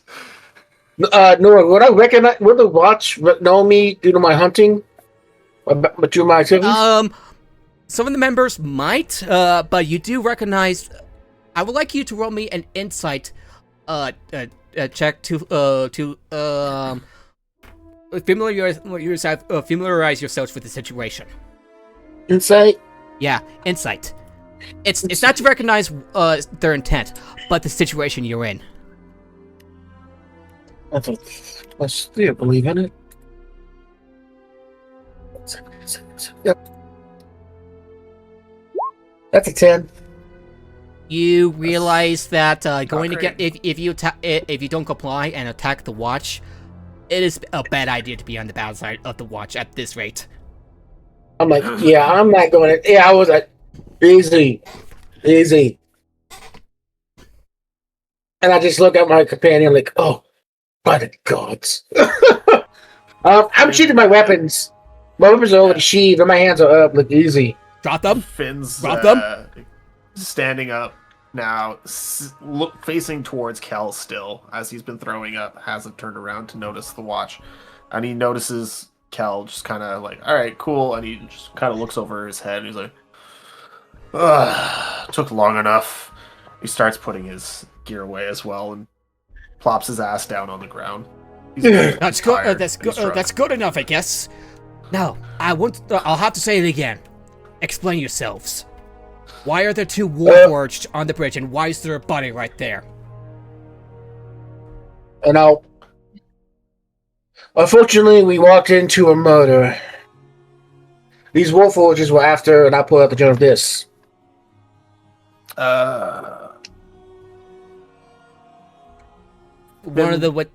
Glances over and he kind of observes the journal and then looks over at the watch and kind of hesitates, unsure if he should kind of speak.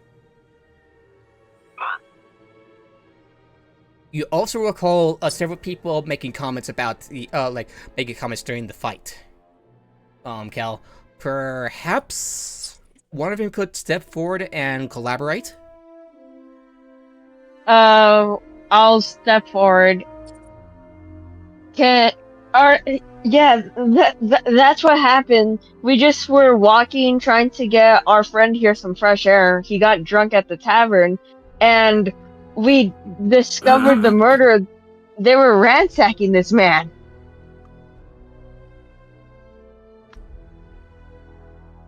I would like you to roll me a persuasion check. Oh, thank God for the +6 and persuasion. Don't roll a 1. Please don't roll a 1. Don't do it. Oh, Dirty we 20. like those numbers. We like those numbers. Dirty 20. Oh.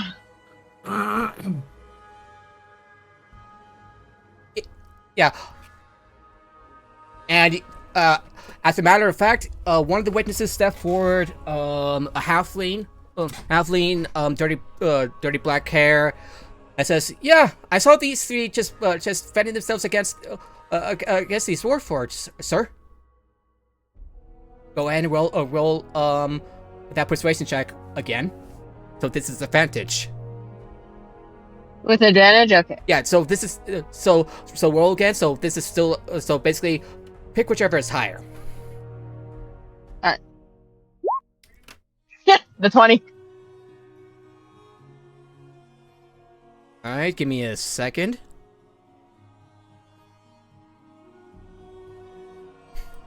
Pete, some of the guards just start to Dolem. What's the word? Dolem ponders for a moment and nods and says, "Well, at least you were trying to help, but be sure to leave such matters to the watch from now on." They jumped us. We had no choice to defend ourselves. Of course, sir. Of course, sir. If we can, we'll always get you guys first. Men? Been kind of pissed off at how they're reacting to us simply defending ourselves. Kind of looks up at the sky as the rain is falling. He's like, "When's the last time you saw an innocent man slain in the streets? Finn, What would you have done?" Finn? Finn. Real quick, I feel like Nyx is just gonna go to him, pull him down a bit. Finn, we already have this in the bag. Shut up. Just because you have opinions doesn't mean we need to voice them. Right, we're right here. We can shit talk after they leave. Got it? Finn's gonna look Nyx in the eye and just bow his head, say nothing else.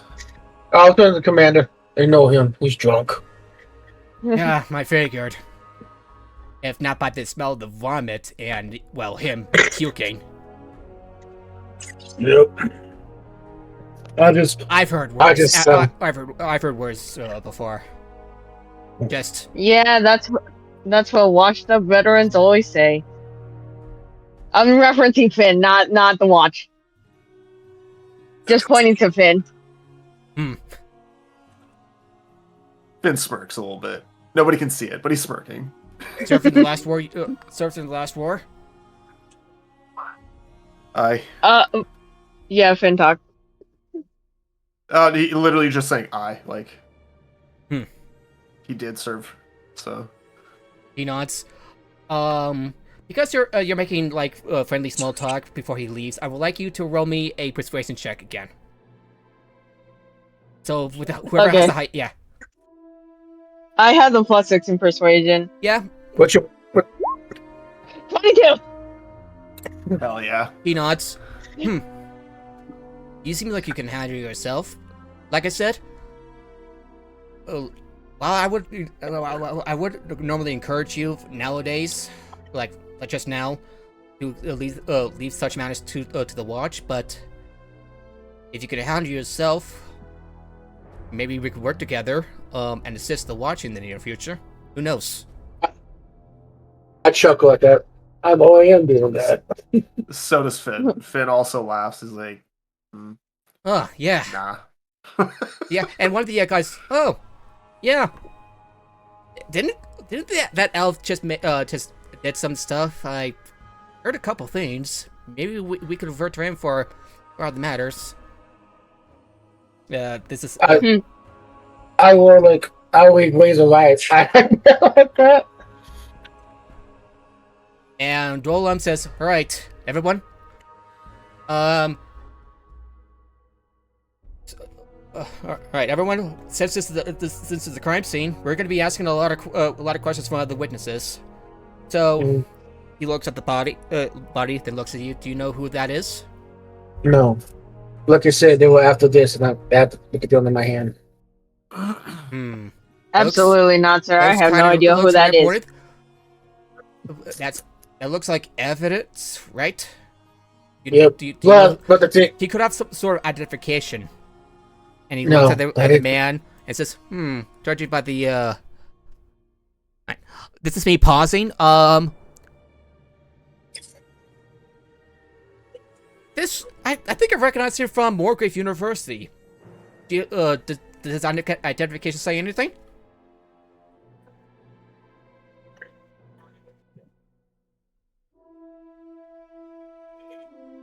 And when you do so, you do find the name of the I find this old man. His name is Bonnell Glendem. I do let the watch commander know, though. There's nothing in the journal, but it feels like it's mystical in nature. Maybe it's magical. You may need to see a sorcerer or a wizard.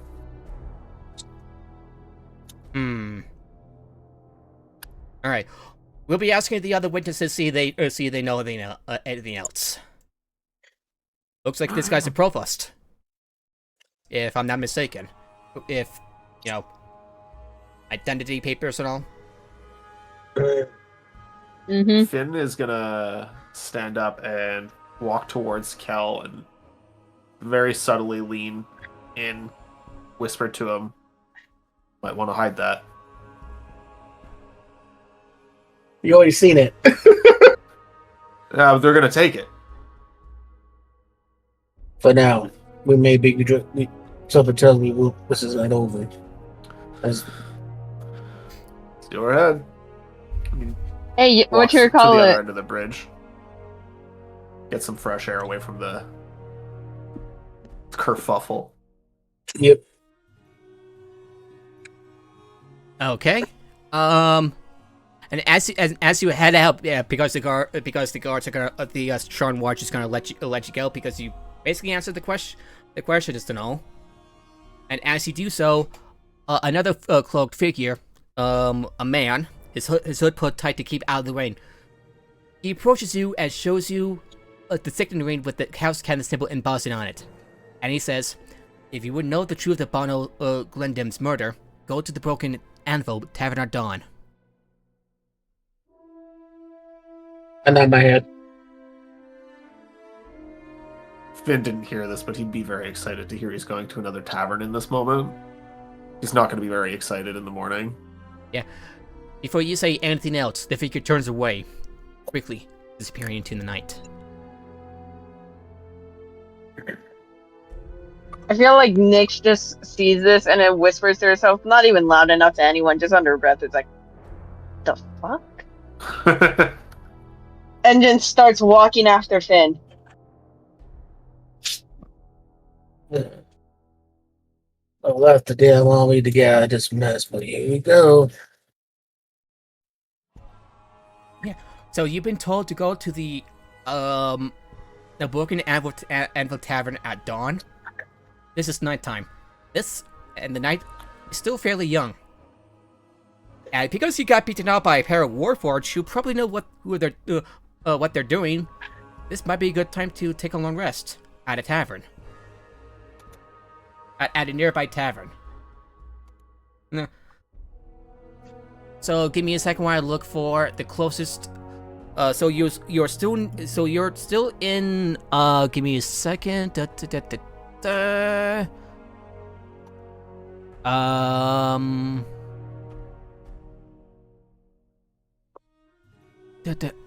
Sorry, I lost track of the name. So you're still in the Memphis plateau, near the top of the Island Tower.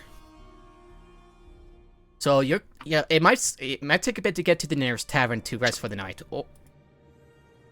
And next, because of your connections to House Leander, you have a decent amount of renown. You have your lodging there, but it might be a bit of a ways away in the city. I don't know where. I as a DM don't know where exactly on top of my head, but I'll take a quick look. Okay. I tell you what, Leander your Tower. college You recall that Leander Tower. Wait a sec. The house's primary enclave in Sharn is in highest towers and upper central. It might take up to about an hour to get there on foot. An hour or two on foot to get there because towers, crossing bridges, and the like. Okay. What you call it? I feel Nyx pulls the both of them aside and says, "Hey, luckily with some connections in renown, we can get to the House Lavendar Tower. However, it's about an hour ways away walking. You'll want to head over there?" Yeah, it's fine by me. Let's do it. Sure. Right, fade to black.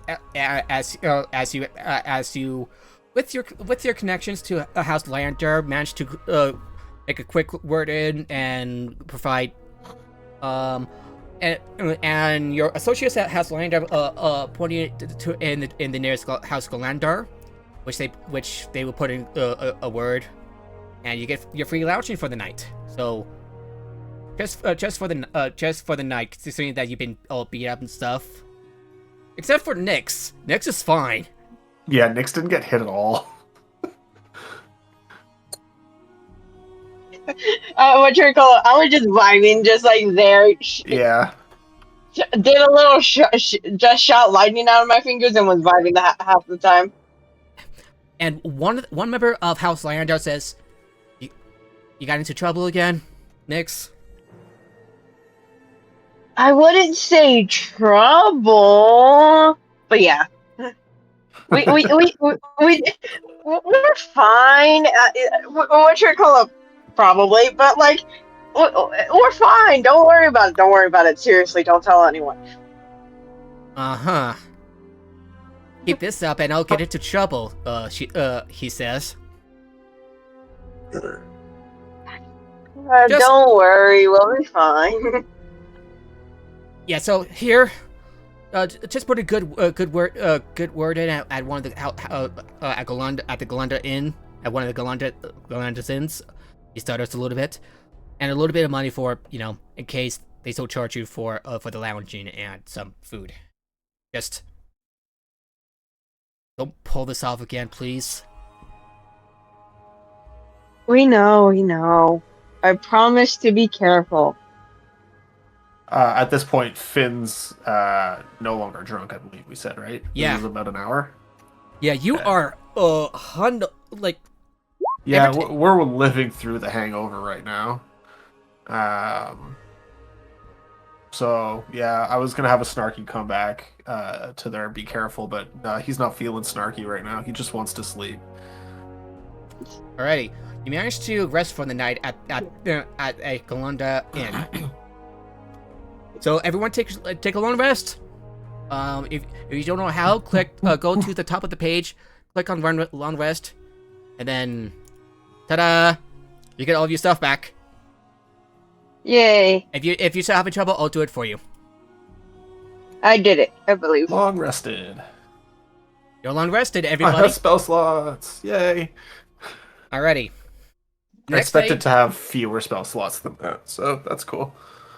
The next day, it is Olarun 21. You rested. You paid what you're given to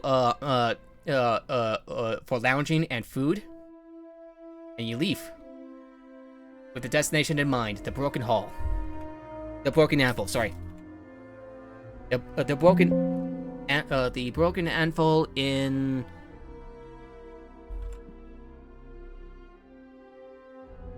I'm looking it up. In Mason's Tower.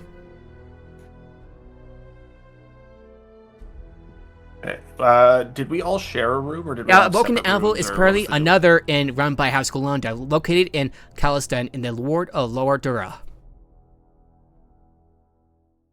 Lower Dura is located near the bottom of the city, both physically and economically. When you travel, Tough. when you ride there, the streets are dark and miserable. And even when you're walking between the towers, you can rarely see the sky. Yuck. Hate that. When we long rested, were we all in separate rooms, or like did somebody have to put up with Separate Finn? separate throwing up? rooms. Separate rooms for simplicity's sake. Okay, cool. So I didn't piss anybody off throwing up all night. That's good.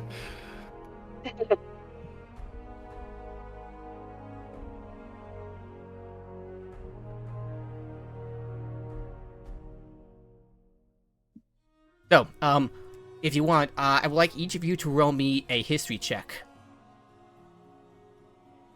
History, that's supposed to be for me. That's a +1, baby. 18. 4! Kel? Give me a sec, please. Next just hit her head hard waking up. She has no recollection of what is going on.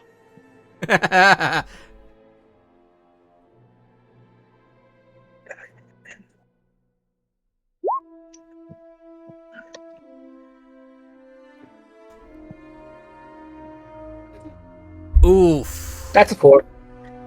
Oof. You haven't. Oh, y'all both so- got 4s? so That's Kel, crazy. Nix, you haven't really been much to this, to Lower Dura, but Finn, you are quite familiar with the area. Give me your time here. Calistan is a district that's particularly rife with crime.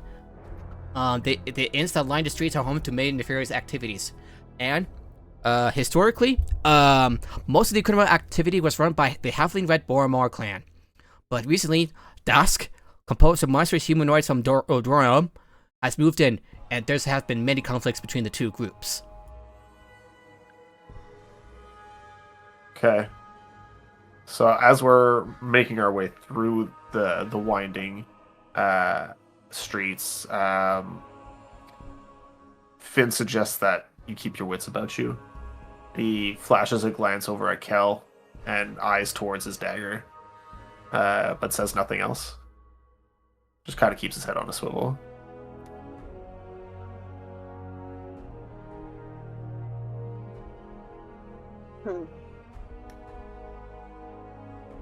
Now?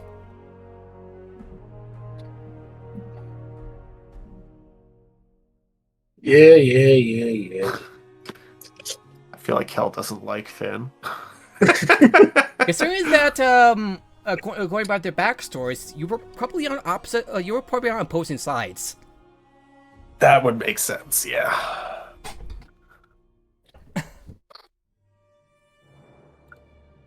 not everyone, like most people would still feel resentment, about how the last war ended.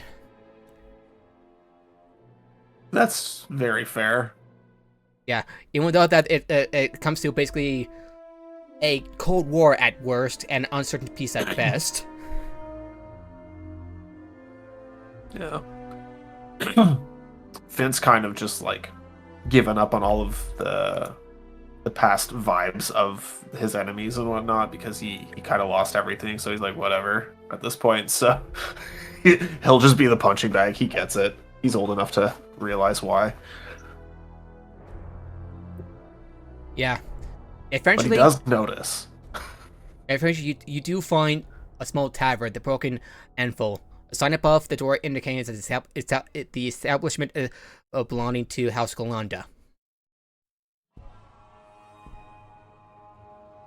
And as you do so, you hear the howling of gnolls. You turn around and you see a pair of gnolls led by a hobgoblin approaching you.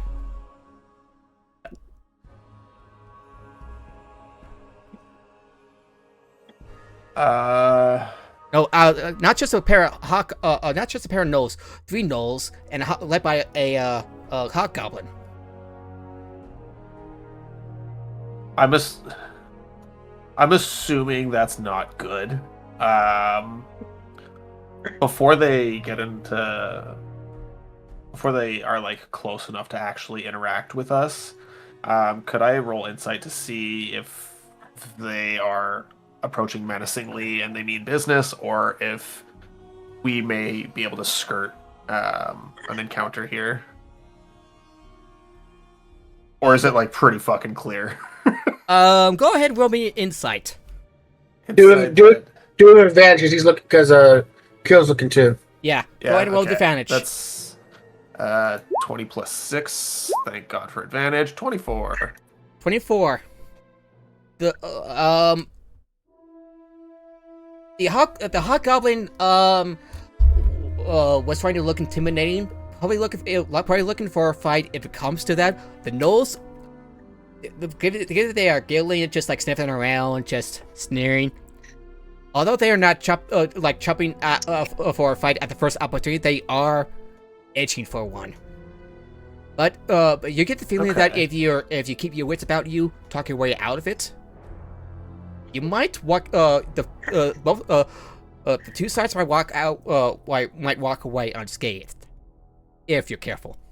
Okay. Who's got high charisma? I got high charisma. Yeah. So the gnoll gets a little too. So as the 4 approaches you, the gnoll stiffs you, says, "So," and one of them. When one of the gnolls approach you, the other, the second one pulls out a limp dead chicken from a sack and starts eating it. The first gnoll says, "So, business here with the clan?" Ooh, I don't know how Finn would want to answer that. I'm just it? This is going to take a lot of bullshitting off my ass in this part, but okay, let me see. Hold on. I'm trying to think real quick on a good way to do this. Oh, fuck. Well, how hungover does Finn look right now? You're feeling a bit better. You're mostly clear-headed, but you still have the occasional headache. Luckily, since you're in the physically, how shitty do I look though? Like, can they? You look like you have a rough night's sleep. Okay. Okay, I can work this. I can work. Yeah. Hold on, real quick. Out of character. Are y'all okay with me just playing the part of just playing the part of looking to get like a friend some help down here? I was gonna say personally, Finn looking kind of shitty. I could just flash like a little bit of gold. Like any tavern that's willing to take my money is business to me. Fair point. But like, fair point. I don't have any charisma buff or anything, so I yield the remainder of my time. I let you decide because I don't have the proficiency here. Oh God. Jail's not doing nothing. He's standing real still. Yeah, by the All way, Just looking up. I'm just gonna be like, come. yeah, by the way, the broken anvil is carved into one of the walls of the Mason's tower. Oh, that's cool. Oh, okay. I think what you call it. All right. I'm just gonna real quick. But this is coming out of my ass. I'm talking out of my ass with this one. All right. Nah, not really, man. We're just trying to find somewhere where we can just drink. Honestly, repercussions of life, man. Sometimes you gotta bury it away. No. The second It note looks just like shitty enough for that to be eats the believable. tickets are eating the raw chicken menacingly, feathers and all. Oh. And the hobgoblin's just like it just like rolls his eyes. Go ahead and roll me a deception check, Nyx. Deception. All right, that's a +6. All right. 7. Oh, by the way, because Finn, because you are human, you got heroic inspiration. Would you like to give it to? Oh, that's true. Yeah, this is probably a good idea to give it to Nyx. Yeah. All right, give it to me. All right. Please roll. Well, there you go. 17. Okay. Woo! You stumble a little bit, but given the how, you know, the all three gnolls kind of look at each other. The hobgoblin crosses his arms, looks at you, and says, "Fair enough. Just stay in our way, and we'll stay out of your way, okay?" Okay. And the three gnolls and the hobgoblin depart. Finn's gonna watch them very closely as they walk by. Oh, they're speaking Goblin as they walk by. The hobgoblin, the hobgoblin speaks Goblin. Yes. I'm talking about how they're talking to each other in Goblin as they walk by. The gnolls speak in the gnoll language, which the hobgoblin exchanges in kind. Also knowing gnoll by the sounds of it, you do not know gnoll. Okay. Yeah, I was just wondering. Okay. Actually, I changed my mind. The gnolls also speak in Goblin. The hobgoblin and the elves speak in Goblin, and you probably catch a few words as they depart because distance. Yeah. I'm making sure they don't trust. And you hear one of the gnolls says, a very common thing around here, eh, boss?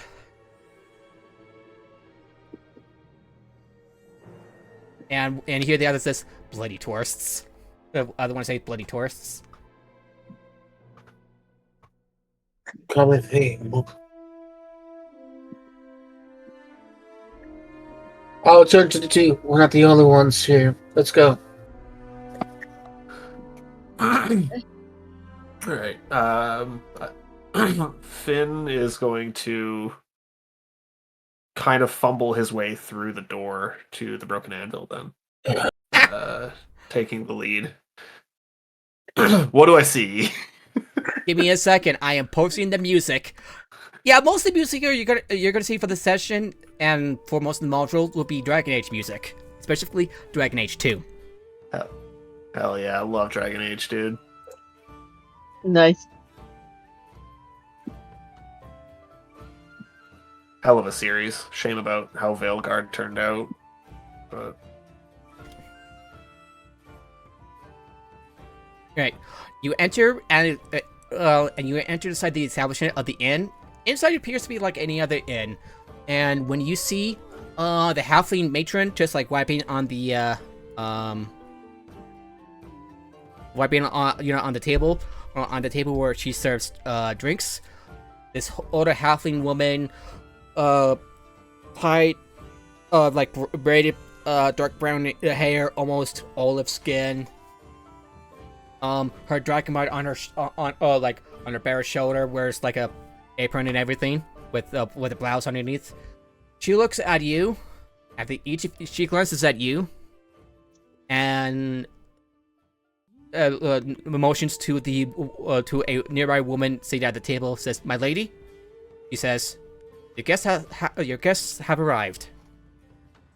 The human woman in the dark blue cloak has delicate features, dark blue eyes, and sleek black hair bound with silver and turquoise ornaments. She wears the signet ring of House Kenneth on the right ring finger and speaks in a soft but clear voice. "Thank you for coming. We have important business to discuss that relates to the unfortunate death of Bonel Glendem. Please, sit down." Question: did we know that we were like being waited for, or is this a surprise to us? You're just being told to go to the Broken Anvil of Dawn. Okay. So Finn definitely glances back at his allies then, with a little bit of concern on his face. Concern and confusion. He's not quite sure what to make of this. Can I roll an insight check? Go right ahead. That was just a straight D20 for me. I have no proficiency. Please. 8! Oh no. You're not quite sure what to... Oh, so what is it you're trying to get a read of out of her? Just general, overall, like, why does she Vibe. want us here? Yeah. Just vibe check. I don't know. You're not quite sure what to make of this. You're not quite sure what to make of this. Doesn't pass a vibe check. I don't know what you call it. Doesn't pass, but doesn't fail. It fails. Yeah. You don't know what to make of this. No, what I mean of like how what Arya or not Arya, what Nick thinks of her of like. She's just. I don't know. If as far as you know, that she's just passive but mysterious, and you don't know squat about her. Okay. You don't have a good read on her. Realizing that, I think for now Finn will refuse to sit, but he will nod his head and approach. She points to she quickly points to points to 3 glasses and 3 pitchers: ale, wine, and water. I don't like that. Ale, wine, and water. Yes. I don't like 3 that glasses, at all. 1 for each of you, and a 4th glass for her. Can I make a perception check to see if the ice cubes are floating normally? They're just glasses with Yes, ice in them. They don't look out of the ordinary.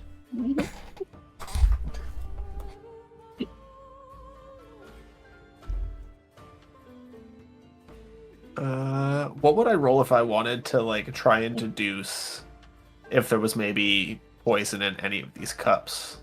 Investigation. Well, that's only a +1. That's less fun. I'm gonna do it though. Specifically with wow, okay. 20. A dirty 20. I was gonna say take a quick look. specifically You take a quick the water Yeah, because that's what I want right now. You don't notice anything. You were quite thorough in your search, and there's no indication of any signs of poison. The woman looks at you and says, "Understandable, considering the circumstances." Can never be too safe. And Finn will pour himself some water and sip gently, because it's the first fucking thing he's had since he threw up the night before. And it feels great right now. Rough night? Aren't they all? My name is Eberron Devon of House Kenneth. Cousin the blood, but, well, not exactly an heir. I have been working with Provost Glendem to recover a family heirloom, he explains. We were to meet earlier tonight, but as you know, he never made it. I learned from the watch what had transpired, and so sent one of my men to track you down. She continues, the heirloom, according to family legends, was locked away in a foundry that dates back to pre-Galifar Sharn. Poor Bonneau believed he discovered the location of the foundry in an ancient house Careth Eternal. I was going to fund an expedition to go to the site, but without Bonneau, her voice trails off. Then she leans close. Perhaps you would be willing to recover the heirloom for me? For a generous reward, of course. If you happen to have the journal, may I see it? Connor, check your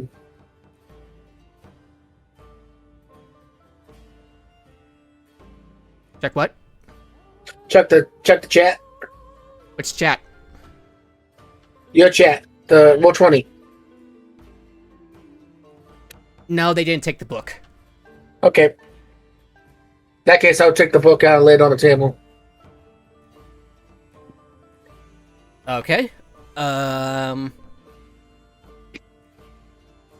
signature, and as her hand touches the book, her signature and the metal threads on the cover glow in unison as she takes hold of the small book. When she opens it, the leg pages immediately begin to fill a delicate script and line drawings. She turns to a specific page, studies it for a moment, and then pulls a folded map from inside her cloak. The location of the lost foundry is deep within the door showing tower. Lady Eladrin proclaims, reaches 7 levels below the tower's present-day sewer system. I offer you 1,000 gold pieces and the goodwill of my house if you cover the heirloom and return to me. Will you help me?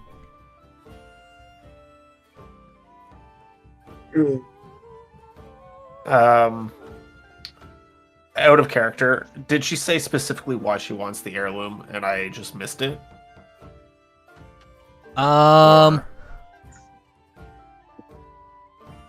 She never explains why, but all she tells you that it's a family heirloom. Okay. So as far as you might know, I think that's good enough for Finn, being a family heirloom. Yeah.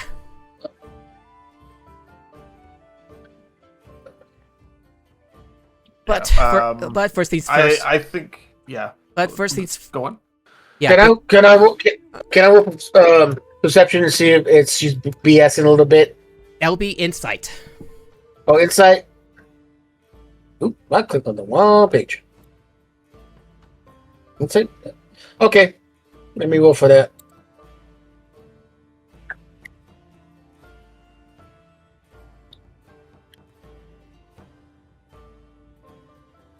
That's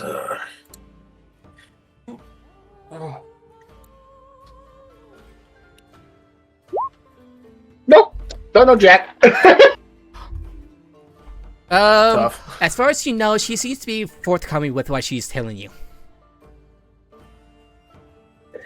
And she says, well, I assume you have some questions.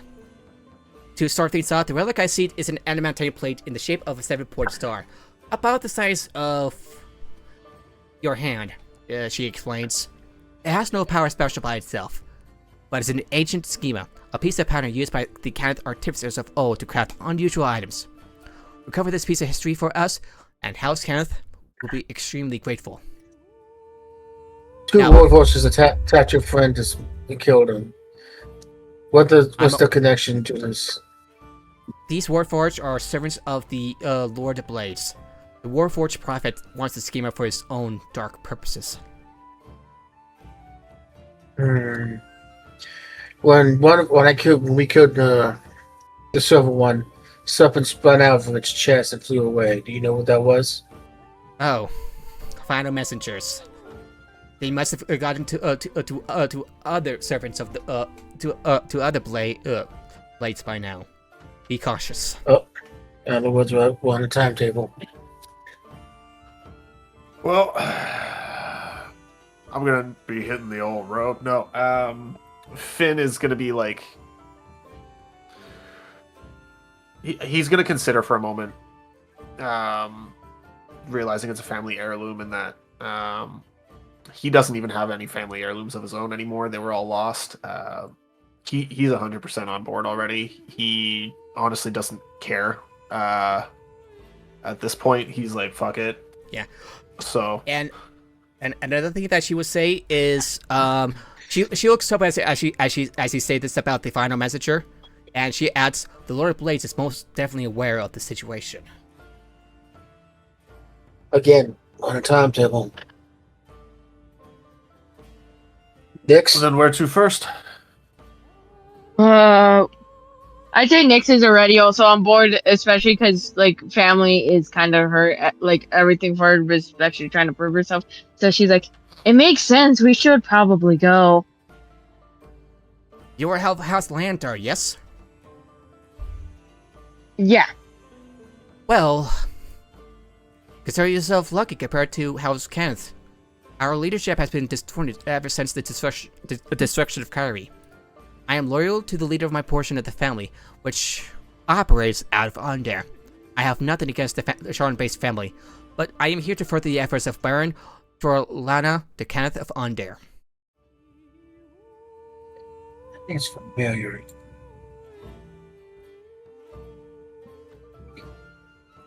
What did kind she... of winces when they mention the day of mourning. Yeah. If anybody wants to catch that, that's all you. I don't think Finn would have. What house? What house is she from? House Kenneth. Kenneth, okay.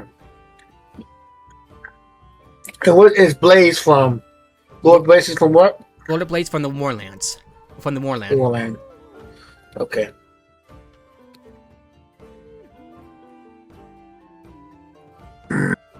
Interesting. Very interesting. Well, we're in.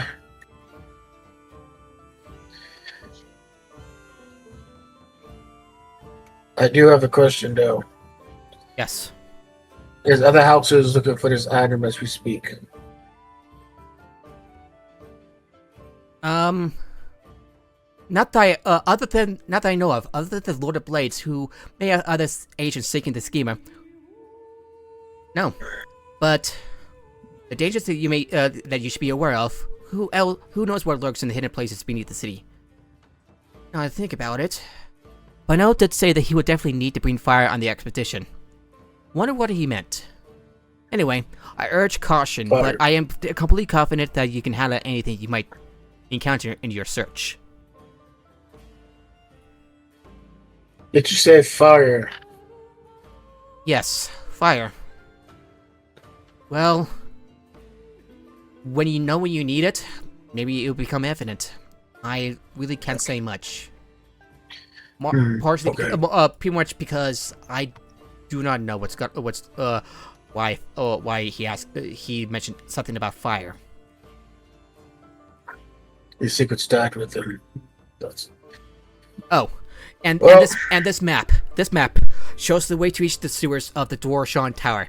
Somewhere beyond the E213 power cluster, you'll find a sealed door with the same mark as the one on Bonneau's journal. Open the seal, and the tunnel beyond will take you to the long-forgotten level far below, where the foundry resides. Okay.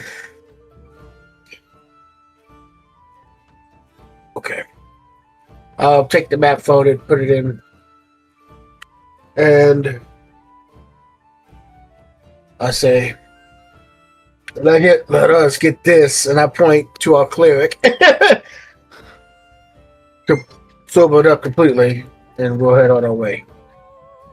And before you do so, here's a portion of what you be rewarded with, as she provides you with 100 gold up front to outfit your expedition. Okay. Hell yeah. So that's going to be about 33 gold for each of you. Or 34, okay. Yeah, so it's going to be split upon like 33, 34, 33. I'll take a 33. Yeah, I think they'll be fine. So Nyx, you get 34 gold. I'll add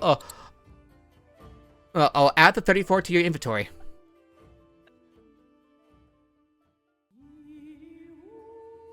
Cool. Added that. Yeah, so at the mention of getting himself sobered up, Finn's gonna pound the last of his water in his cup and pour himself another. That's not gonna help. You need food. You need food. Slam that as well, and he's gonna shuffle off to the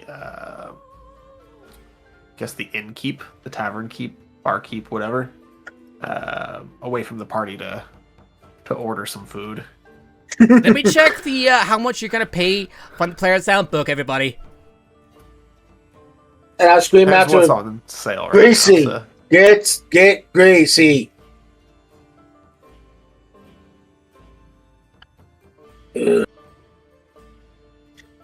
Yeah, greasy Put those foods help. gold cookies. Too bad Menudo don't exist in this world. That would be perfect. Grease? Asks the halfling. I said greasy food. I scream out greasy Yeah, food to her. Greasy the better. Yeah. That helps. One sovereign, one sovereign piece. Sovereign is silver piece. Yeah, so 1 silver. For a meal for each of you. Yeah, I'll point to the cleric. Greasy thing you got for this idiot. I'll take and I'll say, Hell really doesn't like Finn. you did not press him when you got dead drunk in a fight. Yeah, that's fair. That's fair. He'll order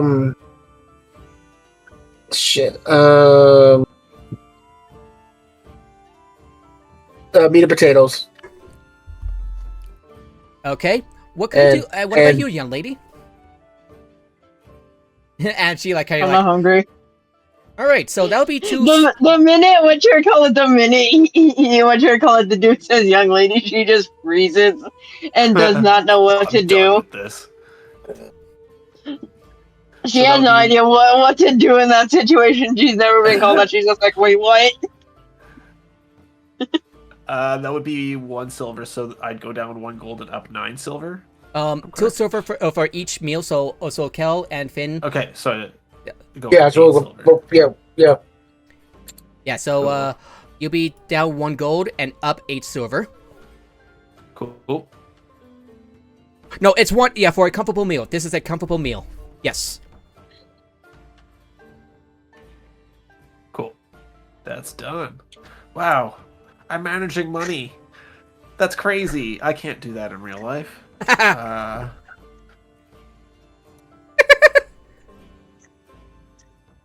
Yeah. You still had your supplies because you had your free meal at the other inn. Essentially free meal for simplicity's sake, you know? Yeah, that's fair. Okay, so are we gonna have some chat time while we chow, or That's are we going probably a to... good idea. So you point. I gotta go to the Connor, I have to go to the bathroom quick. So before I was you gonna guys say get- the exact same thing. This seems like a great spot to go do that. Yeah, we'll be taking a break in the meantime. All right, I Okay. will be right back. I'll be back myself. Alrighty, welcome back, everybody. Welcome back, we're back. We're back. So you ponder what your next step is gonna be. So I'll give it with the map given to you. Could you refresh my memory on what it was? Yeah, you were given a map that'll lead you to the door, Sharn Tower, where it'll lead you to the lowest level, so you can find an artifact for Okay. For the Kenneth lady. Okay.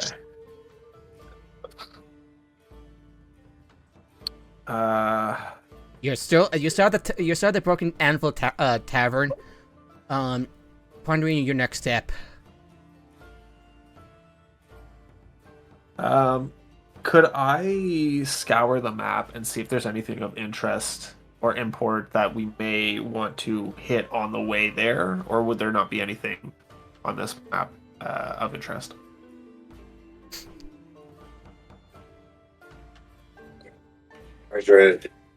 Yeah. Jesus Christ. So, Sorry guys, my brother. given what you know about Sharn, you recall that that door, Sharn Tower, it's in Malion's Gate. To get from the Broken Anvil, you have to pass through some of the poor residential neighborhoods of Sharn. Okay. I would like so if you And want, there's if no, you would like, like to way know more around it? about call more information, you can go ahead and roll me a history check. A history check. Each of you. History check. I got a +1 on that. That's not worth anything. Nope. Only the very basics, such as that it's yeah, it's a goblinoid slum. That's as much as you know. Okay. I'll see if we head up this way. We have to be careful with that. Yeah. We may run into some untoward sorts. We'll see. Yeah. I'll keep my ear out. Kel, next, if you'd like to roll me history checks. Alright. Wait. Do I have proficiency in history? No, I do You not. have pretty good intelligence, so you might have a better chance. And don't forget you have guidance, Finn, so you can use guidance. Oh, that's Sure. true. Oh wait, I do have something in history. I read the wrong thing. Dirty choice of me. 9. Guidance only gives a 1d4, I think. It's better than Which nothing. makes sense because It's a concentration for up to 1 minute. Yeah. Which makes sense if I know about this area because I speak Goblin. So Yeah. This makes sense. Yeah. I think I am going to use my guidance cantrip just to see if Nyx can figure something else out. So you can add a 1d4. Yeah, before Okay. yeah, you do recall quite a bit about why this Mountain's Gate is more like a goblinoid slum. Before humans came to That Corvair, becomes a 10.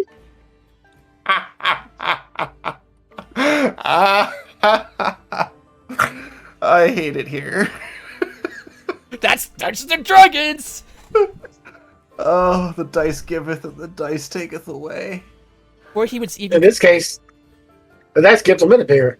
yeah, what people like certain type of monsters like goblins and hobgoblins would be considered monsters to just like slay left and right in like say Greyhawk in the old days or for the Forgotten Realms. Nowadays, in places like Eberron, they would be tax-paying citizens, or at worst, second-class citizens. Goblins and their ilk in Eberron are inherently evil, and they are far from uncivilized, as you all know. Kel, you recall that before humans even came to Corvair, the land was ruled by the Goblin-run and highly advanced Darkani Empire, which only fell due to the invasion of the Daukir from the realm of madness. Sharn itself is built on the ruins of an ancient goblin city. Today, many of the goblins in Sharn are descended from slaves taken by humans who colonized Corvair. They know little of their noble history and live in poverty in the bowels of the city.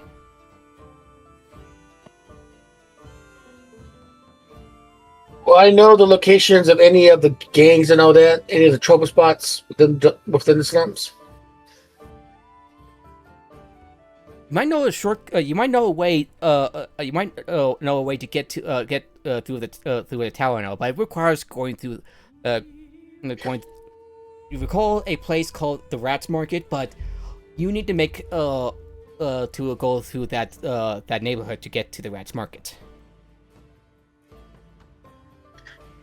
So, to avoid the gangs, I have to go through the.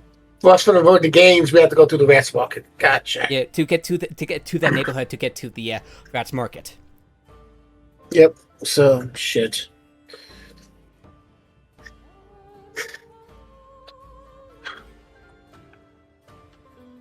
Okay. Yeah. This whole points and areas where the gangs are at. These have the game modified areas within the slums. Yeah.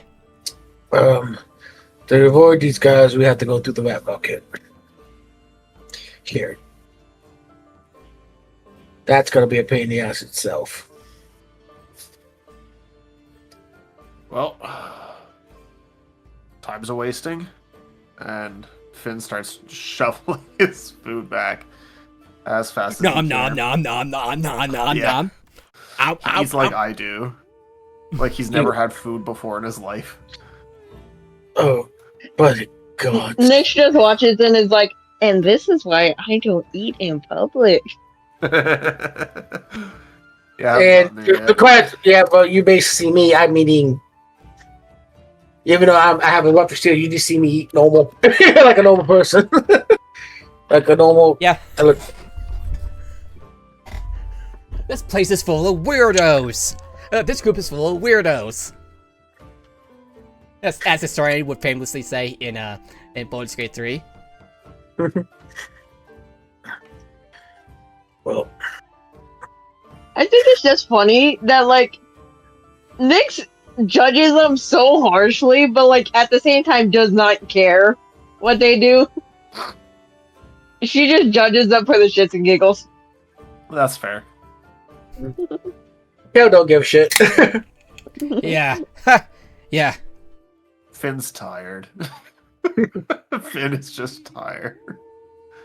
Are you all ready to to gather the party and venture forth? Yeah, let's do it. Give me a second while I switch music again. All good. Sorry, I don't have much of the way of like having the lower levels of Sharn. I forgot to add image. Like, I forgot to provide images for that. So use more music.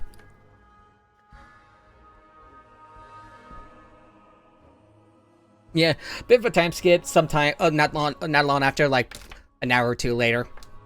You arrive at the streets of Dorshan Tower, lined with ramshackle apartments and filled with goblins, and the occasional bugbear.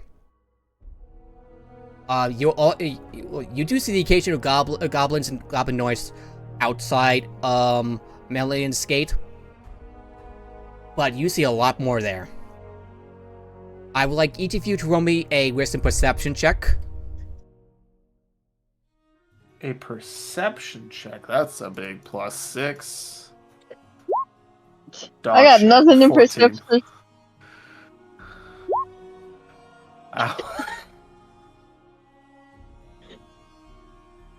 Like the case in point of That's wisdom and tough. shit. Cal? You said perception? Yep. You said perception? Okay. Yes. Oh boy. Yeah, that statue looks like a statue near the entrance. It's a statue. That's unfortunate. Yeah, you saw this like statue of an angry goblin warrior near the entrance. Looks like a statue to you. That's kind of statue. We sure about that? Are we sure about that? You could stop Looks and like take a a look statue to me. for another chance. What you call it? I'm gonna get closer. So I'm gonna tell stay here, and I'm gonna stealth. Roll me a stealth check, since you're gonna find how to find. Nyx is just gonna rub her eyes real quick and just be like, hold on, what? Try again. An 8. 26. I'm gone. You slip Wow, in the big shadows stealth. and you lean and you investigate that statue. Yeah, you guys trying to see what I'm already. Batman. While he's checking out the statue, can I roll perception to scan our surroundings for anything that might be potentially hazardous? You don't find anything hazardous at the moment, but if Okay. you're looking for like a bit of a shortcut, go ahead and roll me an investigation check. Yeah, I can do an investigation. That's a +1. Give me a 20. Oh, baby, dirty 20. That is better than nothing. That's crazy. While Kelly's checking out the statue, you're able to find a stairwell off to the side of Dorshan Central Square. Which of the 4 cardinal directions would that be in? It doesn't say. The only story Okay. leaned out leads to what you've seen leads to what appears to be a small chamber in which a well-dressed goblin has set up a tailor shop. It looks like you notice there's a door back behind the counter. Did that lead to the Okay. sewers, you wonder? Meanwhile, Kel, Interesting. go ahead and roll me another perception check or investigation. Oh,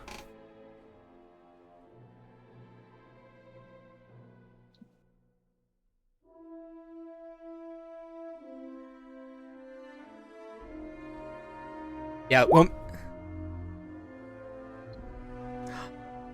I'm gonna say, There's something a bit off at that statue. Finn is gonna not in any general direction because he realizes what Kel is kind of trying to do, but he is just gonna speak out loud. He's like, I think maybe over there, and point off towards the stairs that he saw, not too far away. And then Jesus, take the wheel, I guess. Yeah. So Finn, you can use the guidance on chest as a bit of a That's true. I could. Yeah. So Kel. I could just do that. Yes. Often. Yeah. Right? So Kel, go ahead and roll me that d4, or Finn, you can roll the d4. And hope you roll well. By the way, by the way, because you're human, you got your heroic inspiration back. 16. Okay, 16. Cal, you realize that the statue is entirely too lifelike for such a thing. The hair is too the hair is too detailed. The eyes, way too realistic. A Wolfwatch? No. You realize what that statue is. You quickly realize what that statue really is. A human? No. Petrified. I was gonna say it, but I wasn't close enough. Yeah. Shit. That's fucked. Oh shit. And because you rolled that 20 earlier for history, you recall that this is the handiwork of the Medusa Gaslack, who has taken upon herself to bring some order to Melion's gate. God damn it. Galleon. Oh boy.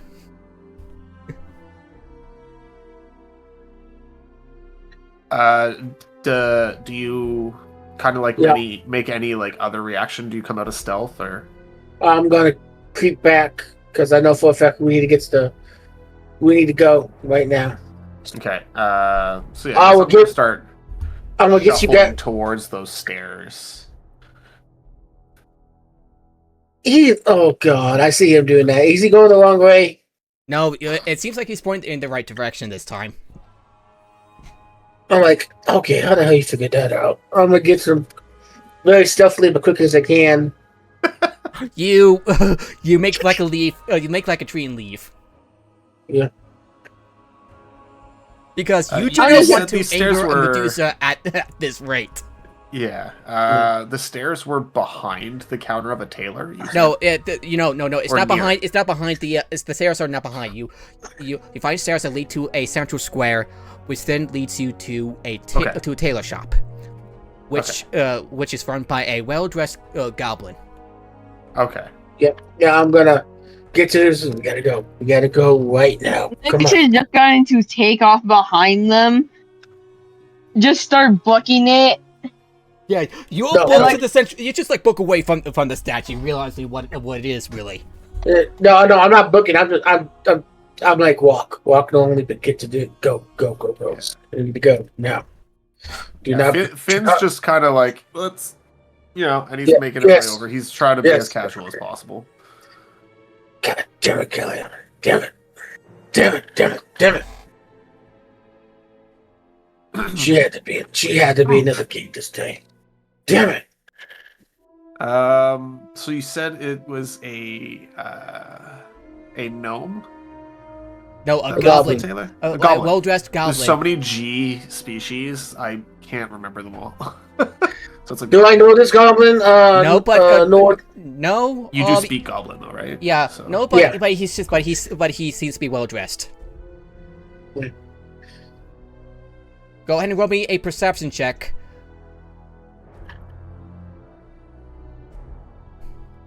Perception. Yeah, it's because you there might be something more to it, and you notice that there's a there's a door back behind the counter. Yeah, that's that.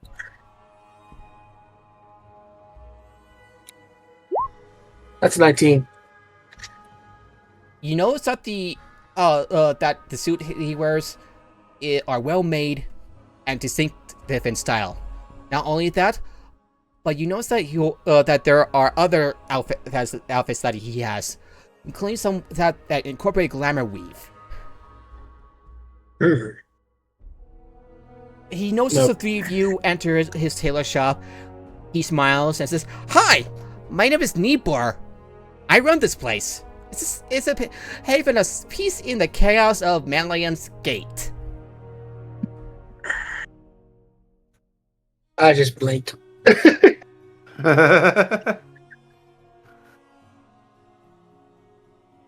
To re-clarify, we were heading toward the sewers, correct? Yeah, headed towards the Rat's Market, which would lead to the sewers. Okay. Yes.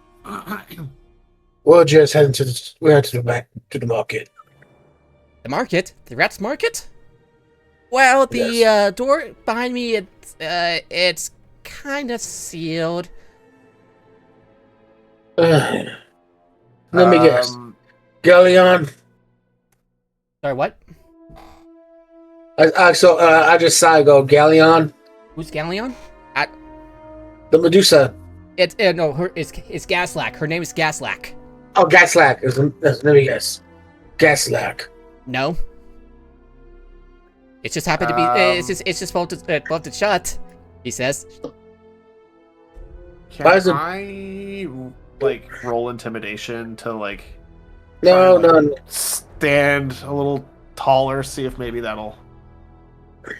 He seems well dressed. Maybe he. Yeah, he seems really polite. So you get the feeling that escalating the matter may not be very helpful. Yeah. Okay. We need to get to the bucket itself. Why is it dangerous potion? Could Oh we yeah, break help it yourself. down? It's been hard to open the door behind me. Best of luck. Oh, Corey. And I go check the door. So what the hell is going on with it? Okay. You notice that the door is indeed bolted and rusted shut. Gee. By the gods.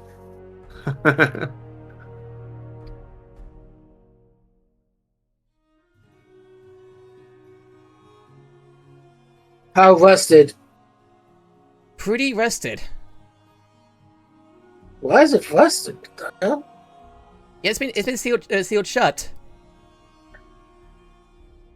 Yeah, and regarding your question earlier about the Rat's Market, he looks a bit thoughtful for a moment, and he says, "Well, if you're looking for someone in the Rat's Market, there might be someone who might have a bit of a habit of." He talks for a bit and says, "A habit of exploring the sewers or something." Treasure. Ugh. But help yourself. Just be careful what you find down there. Right. So, how? Is there any way to bust the door open?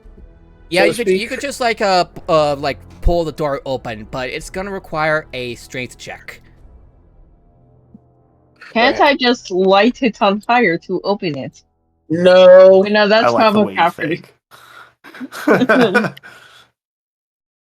And what's as you your debate strength, as you debate how to open the door, you hear some banging on the stairs as a seriously well dressed but grimy looking bugbear with a large, well used and wicked looking war pick tucked on his shoulder like a Chinaman's walking stick. And he says, Nibor! And the goblin stiffens as the bugbear calls out his name. Oh, Mandy! How's it going? Kel? When you take a look at Mandy, you notice that Mandy is wearing the same clothes, same type of clothes as the goblin. Go ahead and roll me an insight check. Insight. Yep.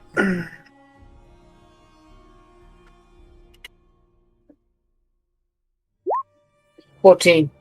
I think in this, Nibar is terrified of Mandy. yeah, okay. I think Makes because concentration is up to a minute, I would still be using guidance on Kel. Could we add a 1d4 to that to see if we get anything extra? Nothing extra beyond that, so it's fine. Okay.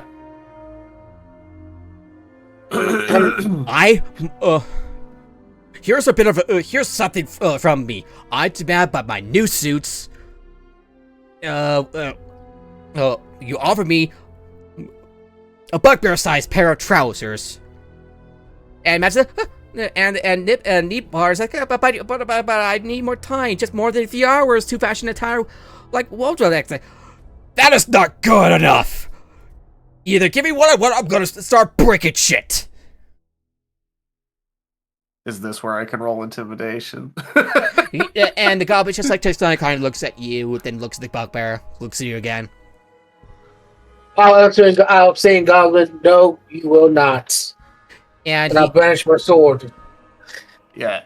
Yeah. I am also going to reach for my hammer as I step towards the counter.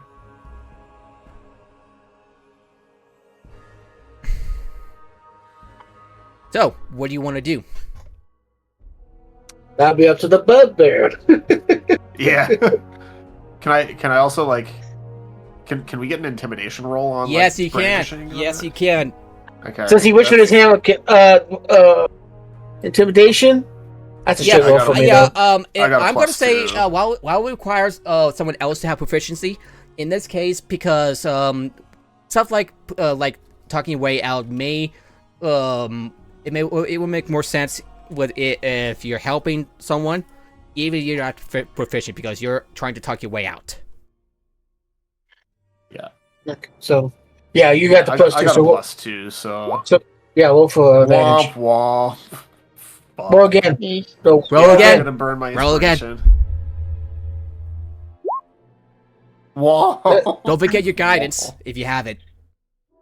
I was still using it on Kel last. Yeah, you can cast it No, again. you cast it. Okay, I'll cast it now then, and that'll be extra D4. Whoa! That's better. 16. Yeah. So, with the 16 total, and while Mandy kind of like glances at you, or like just kind of like looks at you a little confused as you cast guidance on yourself, guidance, how would you describe your 16? I think, yeah, Finn's been hungover plenty, so he kind of just like blinks it out of his eyes for a moment. He feels a lot clearer. He's well fed. He stands a little taller as he starts to draw his warhammer from his back, and he reaches to wield it with both hands, saying "fuck the shield," and he's about to go fucking bonk mode. Yeah, my hands are basically resting on the hilt on my sword and my dagger, and they're basically daring him to do something. Nyx?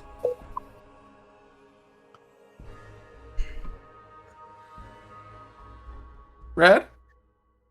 Red? So how? Sorry, what's your call? My mom was calling me. What happened? You're intimidating a bugbear, aristocrat like guy into not wrecking the tailor shop. I don't want to use my shocking grasp. However, can I prepare? I know it's a cantrip, but can I prepare the spell that I can bring down my hand? I have sparks flying out your hand. Flying out your hands. Yeah, can I do that where I just kind of pop my hand out in the open with the palm and just start making sparks appear? Yes. Do you have prestidigitation? That would help a lot.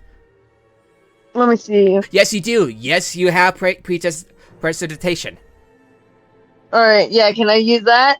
Yes. Alright. Alrighty. The bugbear looks at each of you. Mandy looks at each of you and says, You look like you can handle yourself in a fight. And I do not like my odds, so I'll just leave. You take your time, buddy. You take your time. And he awkwardly scuffles off. I did something right. I'll turn to Mandy and say, continue, Goblin. You okay? The goblin nods and says, "Well, since he helped me, let's take a look at that gate well to shut, shall we? I don't know if that can be much help, unfortunately. You guys, he shows off his like scrawny arms. No mean. I'll summon up there. Wait, I think I do have a crowbar somewhere. Do you have like maybe a crowbar? I don't know. Sure, have a crowbar, man. Maybe check my shot. Sure does. Let me check my backpack. Yeah, I got a crowbar. I'll pull it out. Okay, you can make a strength check with advantage. It's gonna be a straight roll, guys. Nope, it's advantage. It's advantage. No, I'm talking about for me because I have a 10. So this is a straight roll. Could I also be like, is there a spot I can just to also let you pull know, because the your crowbar? strength isn't high enough, it's even with the natural 20, it's not high enough to clear the check. It's not. No. You're gonna need someone who's more sturdy, like Finn. Yeah. That feels like a bit of a long That's shot. what I was wondering. Like, Yep. In even that case, that's going to be tough. But would we be able to combine our might with the crowbar and me like grabbing another part of the door to pump those numbers up? I need to look up how that works. Can anyone look that up? Okay. Yeah, looking that up now. And the goblin says, what were you looking for past that gate? Just curious. We have business at the market. That's. Well, like I said, you might want to find someone who can find a treasure. Is that Khan, I believe the fellow's name is? Yeah. It's that Khan. Okay, so there's two ways to do it, but usually for a forest door, it would be one lead character and you get advantage because of people helping, or you can use a collective ability check at the DM's discretion to add their strength scores together. Is that from the 2014 Player's Handbook or the 2024? I'm not seeing where that's sourced from specifically. It probably makes sense if they didn't change that for the 2024 Connor. So that's a very old rule too. So yeah, it would make sense to keep that rule intact. Ben, go ahead and roll me a strength check with advantage. Okay, hang on. My computer's freezing up trying to close this tab now. Oh, dear There Lord. we go. All right, strength check with advantage. That is a +2. 21. 5. You struggle to get the door open. But the 21 does it? 21 doesn't. Or- It's just barely not enough. Just barely. Damn. Yeah, you need a 22. That's tough. That's tough. I literally need to roll a nat 20 on that. Okay. Oh, but I also cast a guidance on myself, so I have a plus. I believe 1d4. guidance only applies to. Let me take a look. Because it's a concentration up to 1. Any ability check, yes. Any ability check. Yeah. Go ahead. Yeah. If we get a 1, That is a no. That's a 24, baby. Yep. Thank God for magic. You're able to like pull it open. I And- got like one leg up on the wall while I'm prying this door. This is straight out of a cartoon. And for the moment you start to like bend Kel's crowbar a little too far, thinking you might break it, but the door broke open first. Hell yeah. And you Shoot the find crowbar that on it the opens door. into a large onlit cistern filled with wastewater to quite about like say 50 or so feet below the door. And when you open the door, you find the smell nauseating. Yeah, Finn being the one who just opened the door, he's gonna catch that smell full on in the face first, and he's just gonna say, fuck. And he's gonna kind of like step back and cover his face.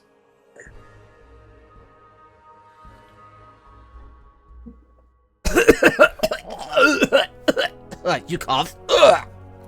Ugh. How dark is this?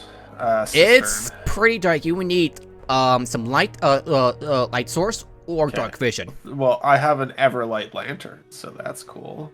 You probably I got- your Everlight lantern. Yeah. Okay. So yeah, we're gonna. I'll take my crowbar, see how badly Benny bent it, and I'm like, Still works. put it away. I have night vision up to 60 feet, so I'm good. So go ahead and so do you take a look around? Yep, Notice that I'm there are gonna take no a other peek. obvious exits, and looks like the water is pretty deep, beyond which there is violet sludge. Cool. There we go. I will like you. So if you're going to take a look around, you can go ahead and roll me an investigation check. Investigation.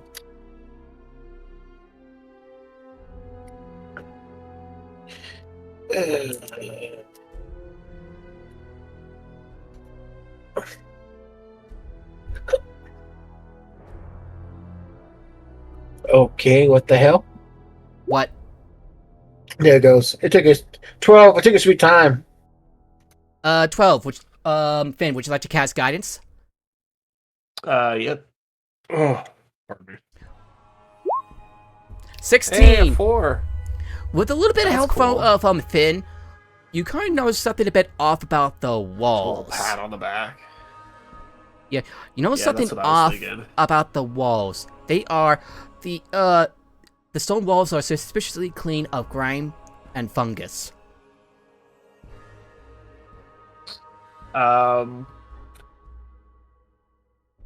Could I roll Arcana to see if there's something magical about the walls? Go right ahead. That's 19. The work of an ooze, no doubt. How do you spell that? Ooze. An ooze of some kind. Okay, that kind of ooze. Probably Great. an orc jelly, by the look, by how by some of the grime on the floor and such.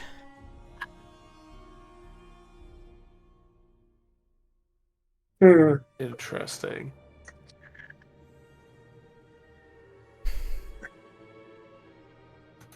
I guess having been all around in the military, we would have some sort of knowledge of what an ooze would be able to do. Or should we roll for that?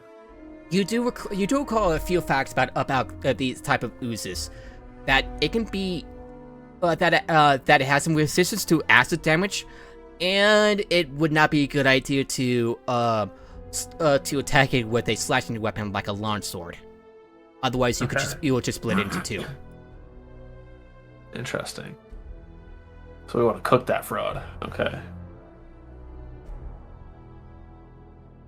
So knowing that, could I also use perception to get a better look at those weird, potentially magical walls? These walls seem ordinary. Nothing else to it. Okay. Just really clean. Really clean. I don't like that. That doesn't seem normal. No, it's not. And as you step in the sewer, because there's not really much to do but to go forward, you find that the water is deep, really deep, and you hear the bloop, loop, loop of something slimy. And we're going to hit around the 3:30 mark. So, do you think this is a good time to end things here for tonight? Yeah, that sounds like a good spot. Yeah, I think so. So, it's 12:30 here, so Yeah. So Yeah. So we're gonna be seeing if we can be raiding someone. So I'm looking at either of Vixen VTuber, Marissa, who is the voice actress of Gangle of the Amazing Digital Circus. Yeah, we're gonna be raiding her. Why not? hell yeah. Alright. Oh yeah. So we're gonna be raiding. We're gonna be raiding someone. Vixen VTuber. Yeah, I forgot her full name, but she is Gango's voice actress. So, here comes the cavalry, everybody. Have a good night, and we will see you next time. Bye-bye! Bye. See ya.